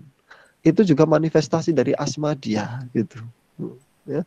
Jadi apapun yang kita lihat di segenap penjuru alam raya ini, pada akhirnya kita akan menyaksikan bahwa seluruh asma-asma Dia itu tajalli di alam raya ini. Nah, orang-orang yang gagal memahami ini terus kemudian akhirnya menyamakan bahwa Dia itu secara zatnya itu ya di alam raya itu. Berarti alam raya itu adalah Dia itu sendiri. Nah, itu keliru. Sebagaimana kelirunya misalkan Zoetmulder itu kalau di dalam kajian budaya Nusantara itu, ketika pendeta Zoetmulder itu beliau keliru memahami serat atau wirid hidayat jatinya Raden Ngabei Ronggowarsito itu, bahwa konsepsi bahwa Dia itu bertajali di segenap penjuru alam raya itu dipahami sebagai panteisme. Jadi menganggap bahwa Raden Ngabei Ronggowarsito yang seorang santri dari Kiai Kasan Besari itu penganut paham panteisme. Padahal enggak.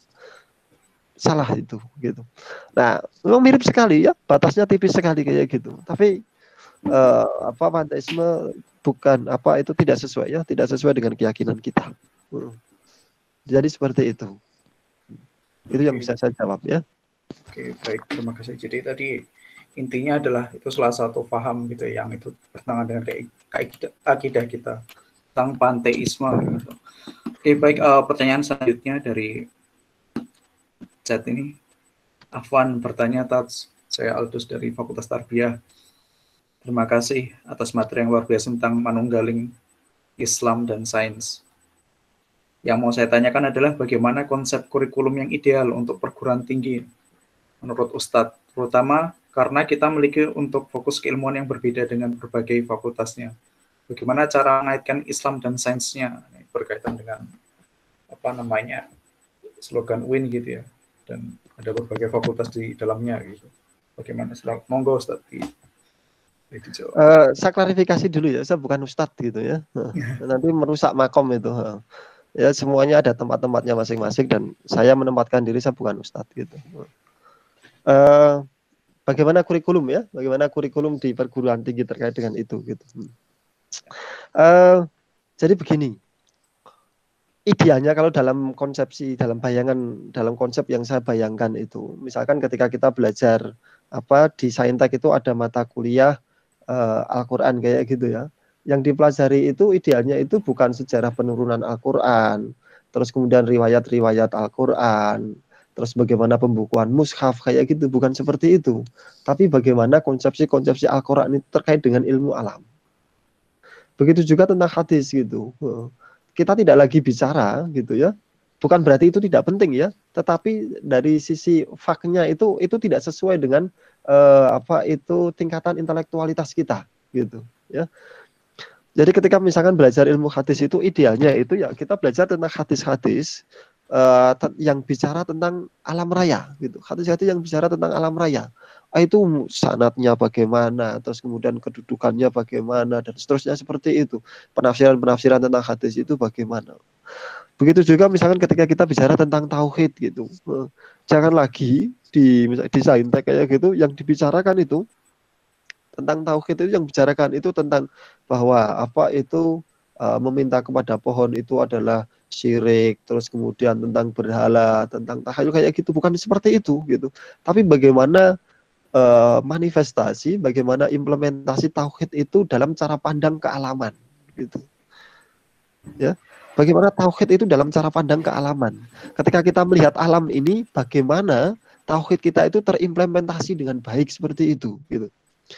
Begitu juga ketika misalkan kita belajar, orang-orang Saintek belajar tentang tasawuf kayak gitu. Tasawuf secara umum kan terbagi menjadi dua ya. Ada tasawuf falsafi dan ada tasawuf akhlaki kayak gitu. Ketika bicara tentang tasawuf akhlak kayak gitu, jangan lagi bicara tentang sabar. Terus jangan lagi bicara tentang bagaimana berbuat baik kepada sesama dan sebagainya. Tapi bagaimana relasi kita dengan alam itu secara sofistik itu bagaimana? Misalkan kayak gini, betulkah melakukan, misalkan apakah ya, kalau di biologi ya, apakah membonsai tanaman itu adalah perilaku yang terpuji atau tidak? Itu kan menjadi kajian yang menarik itu. Bagaimana terus kemudian ketika kita mencambuk hewan itu, apakah hewan itu dia itu akan bisa mendoakan kita atau bagaimana dan seterusnya seperti itu. Idealnya relasi-relasi, konsepsi-konsepsi yang semacam itu yang diulik gitu, yang dikaji. Bukan lagi bagaimana ketika kita itu mendapatkan cobaan itu hidup sabar dan seterusnya. Bukan berarti sabar itu tidak penting gitu. Tetapi saya menggunakan konsepnya keilmuan, konsep ilmunya Imam Al-Ghazali itu yang membagi secara umum menjadi dua ya. Ilmu itu terbagi menjadi dua, fardu ain dan fardu kifayah gitu. Ilmu fardu ain itu dia sifatnya itu melekat sesuai dengan tingkatan manusia.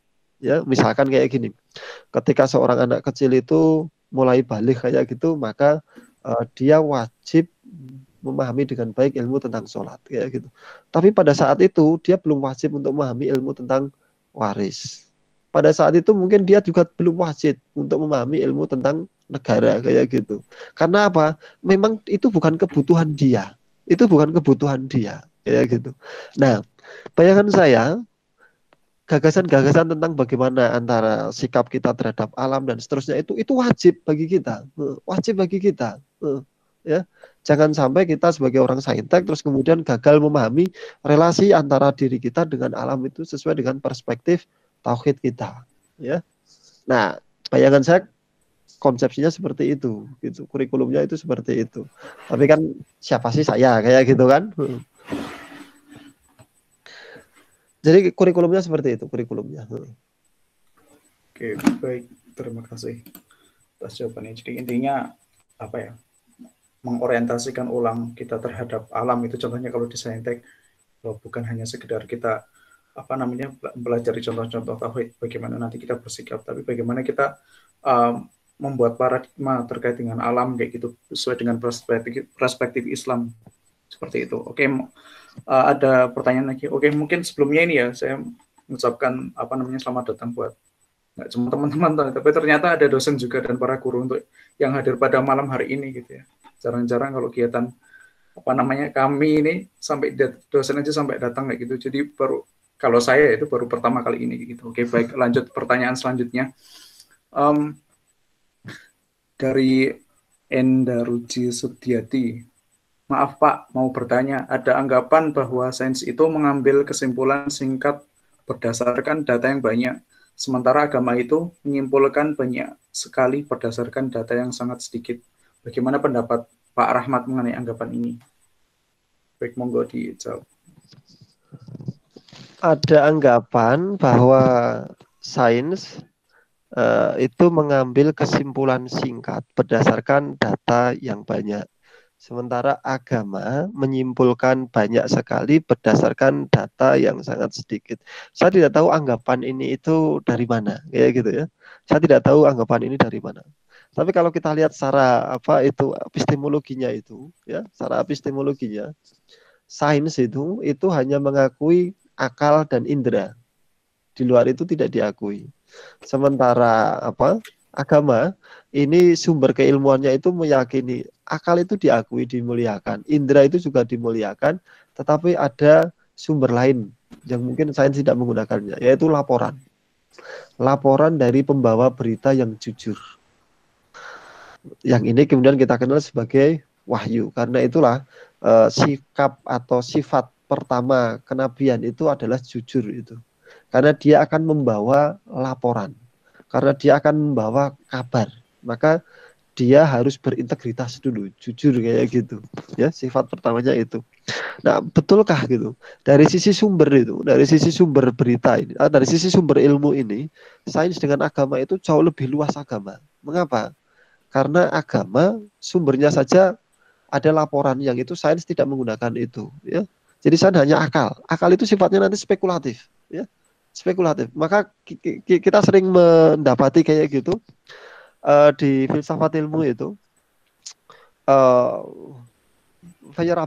Paul Feyerabend itu menyatakan dengan tegas itu bahwa bagaimana metode ilmu pengetahuan itu atau metode sains itu, beliau menyatakan dengan tegas bahwa metode sains itu adalah anti metode atau tidak punya metode.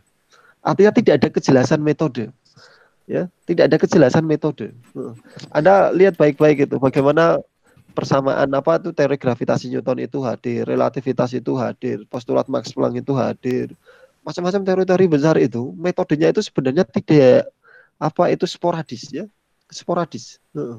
Nah, kemudian karena itu akan dipelajarkan, ya. Dibelajarkan kepada banyak orang, maka terus kemudian perlu disusun satu metodologi, ya, satu metodologi. Tapi Paul Feyerabend ini filosof, ya, filosof besar. Di filsafat ilmu beliau punya nama besar itu. Beliau menyatakan dia dikenal sebagai anti metode, kayak gitu, ya, anti metode. Dulu dosen saya, dosen filsafat ilmu di fisika itu juga bilang kayak gitu. Ya, sebenarnya metode di fisika itu nggak jelas kayak gitu. Kenapa? Ya, karena memang setiap fisikawan itu ketika merumuskan persamaan, menemukan satu hukum kayak gitu, memang tidak seragam semuanya. Tidak seragam semuanya, ya. Misalkan kayak gini, saya kasih contoh, ya. Di kimia. Rantai benzena itu, kenapa kok rantai benzena itu formasinya seperti itu? Inspirasinya dari mana? Dari mimpi. Mimpinya sebelum dia bermimpi itu, Kekule itu sebelum dia bermimpi, dia itu mabuk itu. Dia berpikir tentang benzena, nggak ketemu-ketemu, terus akhirnya dia mabuk sampai kelenger kayak gitu. Akhirnya dia tertidur, dalam tidurnya dia mimpi melihat 6 ekor monyet menari bergandengan tangan. Nah, setelah itu dia bangun, kemudian seling kayak gitu. Dia berpikir kembali tentang benzena. Bagaimana kalau benzena itu diserupakan dengan monyet-monyet yang menari itu. Ternyata bisa menjelaskan banyak sekali persoalan. Maka terus kemudian dipakai. Kayak gitu. Kepler juga kayak gitu di fisika, hukum Kepler. Kepler itu tanpa ada dasar teori apapun kayak gitu. Karena itulah Kepler itu menyusun hukumnya itu dia butuh waktu, jarak antara hukum pertama kedua dengan hukum yang ketiga itu jaraknya adalah 10 tahun. Mengapa? Ya karena hanya ngotak-atik saja. Ya. Deret Balmer, ya. persamaan Balmer atau deret Balmer itu. Balmer itu guru matematika SD. Dia juga sama, metodenya juga nggak jelas. Ada data diotak-atik itu, diotak-atik. Kalau orang bilang sekarang itu dicocok-cocokkan gitu. Terus kemudian ternyata bisa menjelaskan data eksperimen. Maka terus kemudian diakui kayak gitu. Nah, seperti itu. Jadi betulkah gitu ya? Agama itu menyimpulkan banyak sekali berdasarkan data yang sangat sedikit? Enggak. Sumber agama itu banyak sekali ya. Sumber dari agama itu banyak. Dia langsung dari Tuhan gitu. Langsung dari Tuhan. Sementara sains dalam pengertian sains modern yang kita kenal saat ini ya, itu hanya berdasarkan pada spekulasi. Betul, dia berdasarkan pada data yang banyak, terus kemudian dia induksi kayak gitu. Tapi kalau dilihat secara hakiki, ya itu hanya sedikit sebenarnya gitu. Ya, hanya sedikit sebenarnya. Karena itulah di metode eksperimen itu punya masalah besar secara filosofis itu, ya. Karena itu ketika kita itu melakukan praktikum ya, di praktikum itu beberapa titik data, terus kemudian kita buat garis itu mekanisme itu kita menyebutnya itu sebagai fitting. Kalau di bahasa Indonesia kan itu dipas-paski. Ya. Ini ada yang mengkritik loh. Ya, di filsafat ilmu ini dikritik ini. Bagaimana mungkin kita hanya melakukan pengukuran beberapa kali terus kemudian kita menyatakan dengan satu statistik bahwa itu menjadi tren umum dari keseluruhan titik-titik yang dilintasi oleh itu garis itu. Ada kritiknya itu gitu ya. Jadi ini hanya untuk menunjukkan bahwa ya seluruh metode yang di dalam sains itu ya seperti itu gitu. Ya. Itu yang bisa saya jawab gitu. Wallahu taala alam bisawab. Gitu. Oke, baik, terima kasih. Jadi intinya bahwa sebenarnya sains itu dalam metodologinya itu banyak dari maupun data maupun metodologi itu masih banyak persoalan. Sedangkan dalam Al-Quran itu sumbernya karena memang dari Tuhan langsung Allah gitu ya, maka sumbernya tak terbatas. Oke, lanjut ke pertanyaan selanjutnya dari Motret Guru. Izin bertanya Pak dosen, saya mengajar fisika SMA Al-Wafi International School di Depok dan ingin berencana untuk mengaitkan mapel fisika dengan Al-Quran dalam kurung Islam. Oh iya Pak dosen, apakah semua mapel fisika baik SMP maupun SMA bisa diintegrasikan dengan Al-Quran atau Islam? Karena memang jika bisa semua diintegrasikan, ini sebagai bentuk tambahan ilmu dan kajian Al-Quran dalam mempelajari sains, khususnya fisika untuk anak-anak. Sehingga bukan hanya dapat ilmu umum, namun dapat ilmu dalam agama juga. Syukuran. Jadi kalau untuk level remaja itu ya, itu kan level remaja itu kalau kita pakai filsafat ilmu kayak gitu itu terlalu jauh kayak gitu. Level remaja itu kalau saya membayangkan itu kan untuk memotivasi, ya levelnya adalah untuk memotivasi gitu. Jadi dalam tanda kutip yang sering dilakukan kajian di kampus itu ayatisasi macam-macam kayak gitu.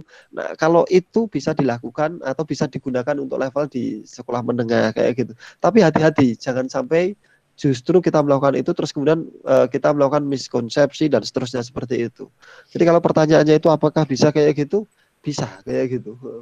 Tinggal kita memiliki jangkauan literatur yang melimpah atau tidak kayak gitu. Kita tinggal menggunakan itu. Meskipun ya kalau itu dibawa ke ranah ya akademik di perguruan tinggi itu nanti akan banyak sorotan, banyak kritik. Iya.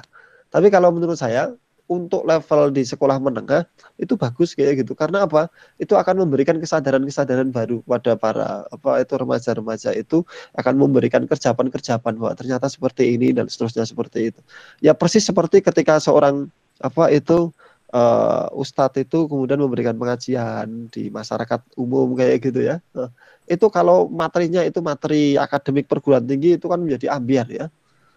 Pengajiannya ambiar kayak gitu. Levelnya ya level yang untuk umum, untuk awam kayak gitu. Saya membayangkan seperti itu. Jadi kalau pertanyaannya bisa atau tidak, menurut saya bisa gitu. Cuma kita perlu hati-hati ya, kita perlu hati-hati kayak gitu. Oke, baik, terima kasih jawabannya. Ya, jadi kesimpulannya itu bisa sebenarnya. Tapi bagaimana kita memperkuat ilmu alat tersebut, jangan sampai nanti malah justru miskonsepsi. Walaupun memang sebenarnya kan udah ada ya, misal kayaknya Trend Science kayak dari Pak Agus Purwanto dan lain-lain itu banyak sekali kayak gitu. Bahkan di perguruan tinggi sudah banyak implementasi dalam hal itu. Gitu. Oke, lanjut pertanyaan selanjutnya dari Mega Maulida. Assalamualaikum Pak Rahmat, mohon izin bertanya. Ada yang bilang kepada saya jangan terjun filsafat karena teori fisika yang selama ini saya bangun akan berangsur-angsur menghilang. Lebih baik mendapat filsafat dari teori-teori sains tersebut. Bagaimana cara agar dari fisika kita dapat fisika, atau bagaimana cara agar filsafat dan fisika tidak saling melemahkan? Ini ada pertentangan antara fisika dan filsafat. Bagaimana pendapat?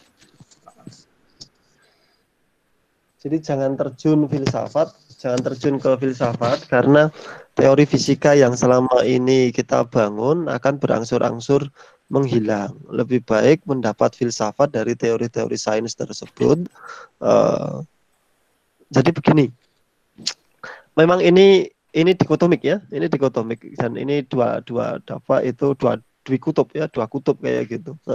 Jadi memang itu ada yang bilang bahwa filsafat itu nonsens kayak gitu. Karena apa? Karena mereka tidak bisa bekerja melebihi ya capaian-capaian dari fisika. Ya, melebihi capaian-capaian fisika. Biasanya ketika orang berpijak di titik ini, dia akan bilang nggak usah pelajari filsafat karena pada akhirnya mereka itu akan menggunakan temuan-temuan kita kayak gitu. Jadi ya ketika orang berada pada titik ini ya dia akan berpendapat seperti itu. Ya, jadi lebih baik mendapatkan filsafat itu dari fisika kita, kayak gitu. Menurut saya keadaannya tidak se ekstrim itu, ya. Menurut saya keadaannya tidak se ekstrim itu. Ini keadaan yang bukan berjalan searah kayak gitu, tapi bisa bolak-balik kayak gitu ya. Ada kalanya filsafat itu akan membantu kita untuk memahami persoalan-persoalan di fisika, melihat alam itu secara jernih, ya. Ada kalanya seperti itu. Misalkan ketika Anda membuka buku-buku filsafat ilmu membahas tentang ontologi, epistemologi kayak gitu, itu akan membantu menjernihkan kita. Ketika kita itu mempelajari metode penelitian fisika kayak gitu, ya. Karena di buku metode penelitian fisika diksi-diksi atau istilah-istilah teknis di filsafat seperti itu akan menjadi kabur atau samar gitu, ya. Nah, itu akan terbantu ketika kita itu mempelajari filsafat kayak gitu. Karena itulah kalau mempelajari filsafat itu ya secukupnya saja, ya, secukupnya saja. Saya menggunakan resep dari dosen saya, Pak Arif Firmanto, itu mempelajari filsafat itu secukupnya saja. Kalau kita merasa itu pusing, bikin kita pusing, malah tambah bikin penat kayak gitu, ya udah nggak usah dipelajari yang itu gitu. Jadi secukupnya saja, ya secukupnya saja. Karena kan filsafat kebanyakan dari dalam tanda kutip ya, dari spekulasi, ya spekulasi rasional. Ya, ini dalam tanda kutip loh ya. Jadi ya saya menggunakan resep itu secukupnya saja. Ketika dirasa kita, ini kok konsepnya seperti ini dan seterusnya seperti itu, menurut saya ya dicukupkan saja. Saya saya ingin menyampaikan dari Mas Irfan Afifi ya. Beliau menulis buku Saya, Islam dan Jawa itu. Beliau alumni filsafat dari salah satu perguruan tinggi di Jogja ya, perguruan tinggi Jogja, alumni filsafat ya. Perguruan besar di Jogja. Beliau sebagai alumni filsafat kan beliau bersentuhan dengan gagasan-gagasan besar dari seluruh dunia. Tapi menurut beliau akhirnya itu justru merasa tidak menemukan jati dirinya. Jadi tidak menemukan kebenaran, jadi limbung secara intelektual itu pada akhirnya itu limbung.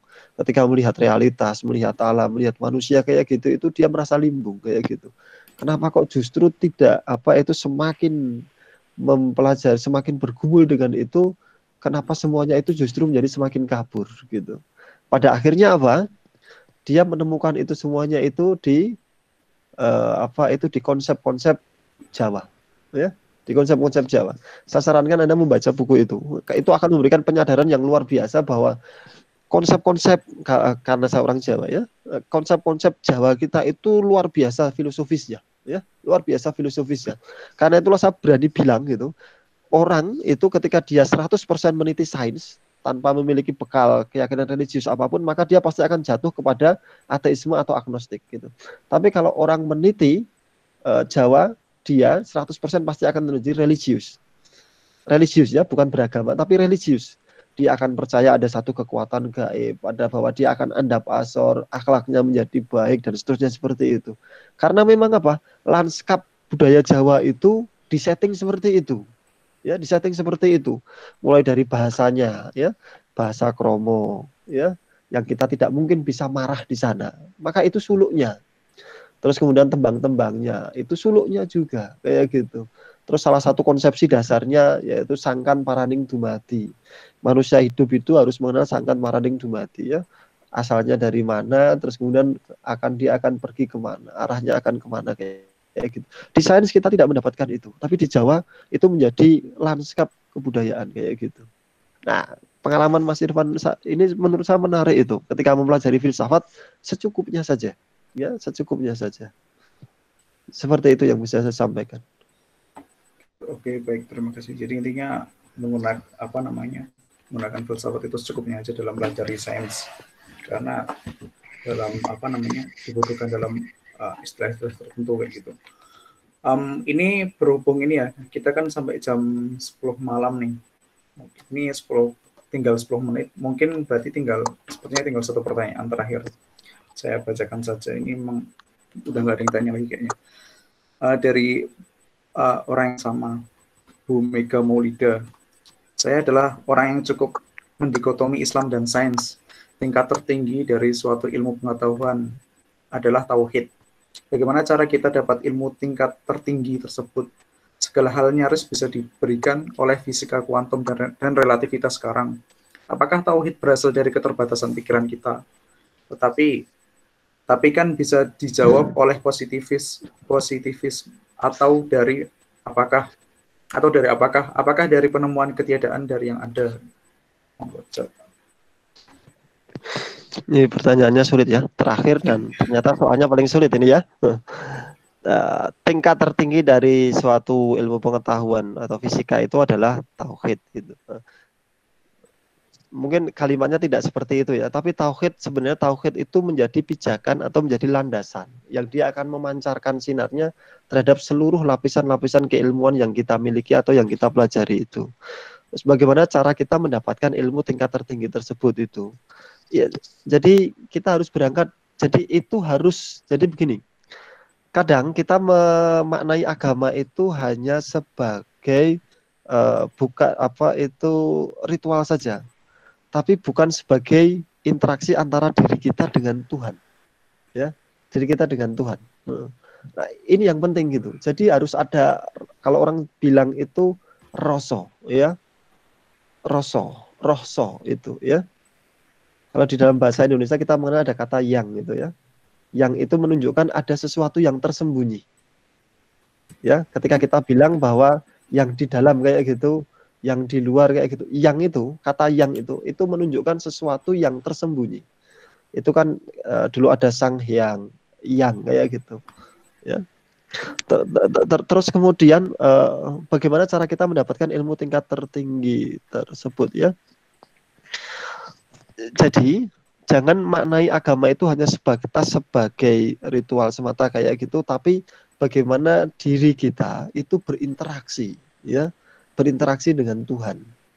Nah, cari rasanya. Sebagaimana kalau kita itu kalau bagi yang sudah menikah itu mencintai pasangan kayak gitu.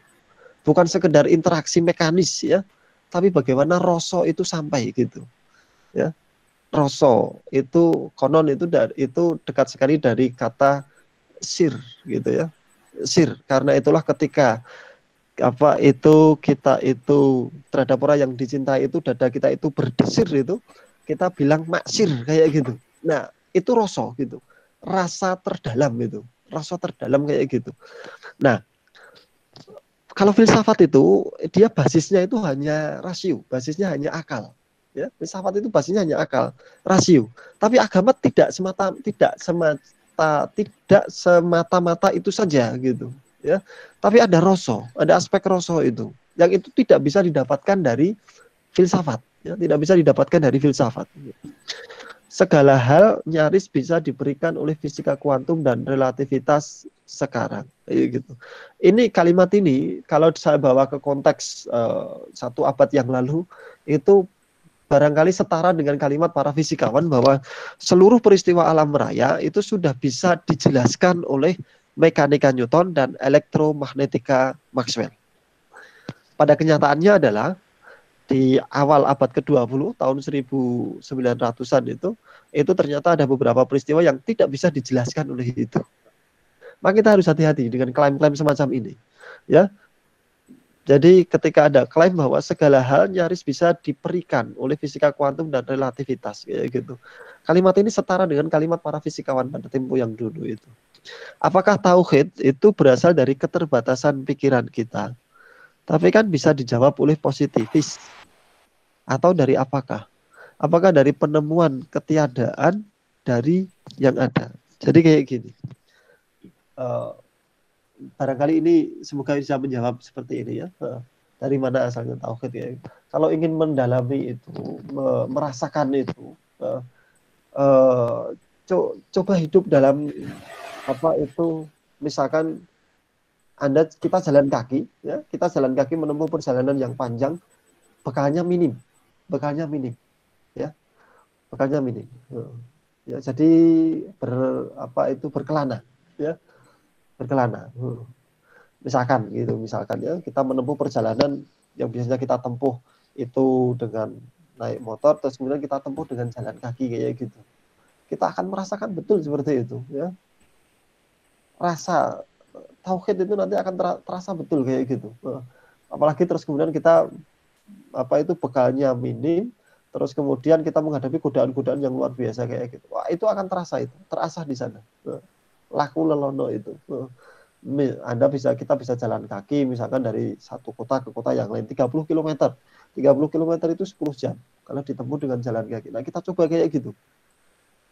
Nah, rasanya akan nanti bagaimana kayak gitu. Karena tauhid itu bukan sekedar aspek rasio saja. Kalau hanya sekedar aspek rasio, dulu Bilal itu tidak akan mati-matian, ya, tidak akan mati-matian seperti itu. Para sahabat tidak akan mati-matian itu. Kenapa mereka bisa sampai siap untuk mati kayak gitu? Karena sudah sampai rosohnya itu sudah sampai. Sama seperti ketika kita itu mencintai seseorang itu, ketika rosohnya itu sudah sampai gitu, mati-matian kita akan mendapatkannya, gitu kan? Tapi kalau cuma rasio saja gitu, yo wis nek ora itu yo, kan kayak gitu loh. Nah, kayak gitu loh. Jadi kalau tauhid itu bukan sekedar spekulasi filosofis, bukan sekedar aspek intelektualitas kayak gitu, tidak. Taufik itu menyelubungi semuanya. Jiwa kita terselubungi, akal kita juga terselubungi itu. Sehingga sampai kita merasakan itu di dalam kedalaman hati kita, ya, di lubuknya itu, ya, di loopnya itu, ya, di loop dari qalb kita itu. Kita bisa sampai bisa merasakan itu. Mungkin seperti itu yang bisa saya jawab. Oke, baik, terima kasih Pak Rahmat atas semua jawabannya gitu ya. Jadi pertanyaannya itu dijawab semua tuh. Masya Allah.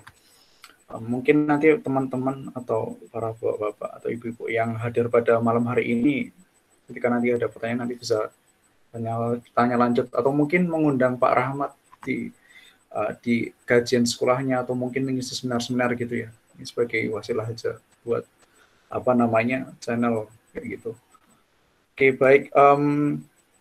Masya Allah sekali pemaparan dari Pak Rahmat sebagai materi pada malam hari ini.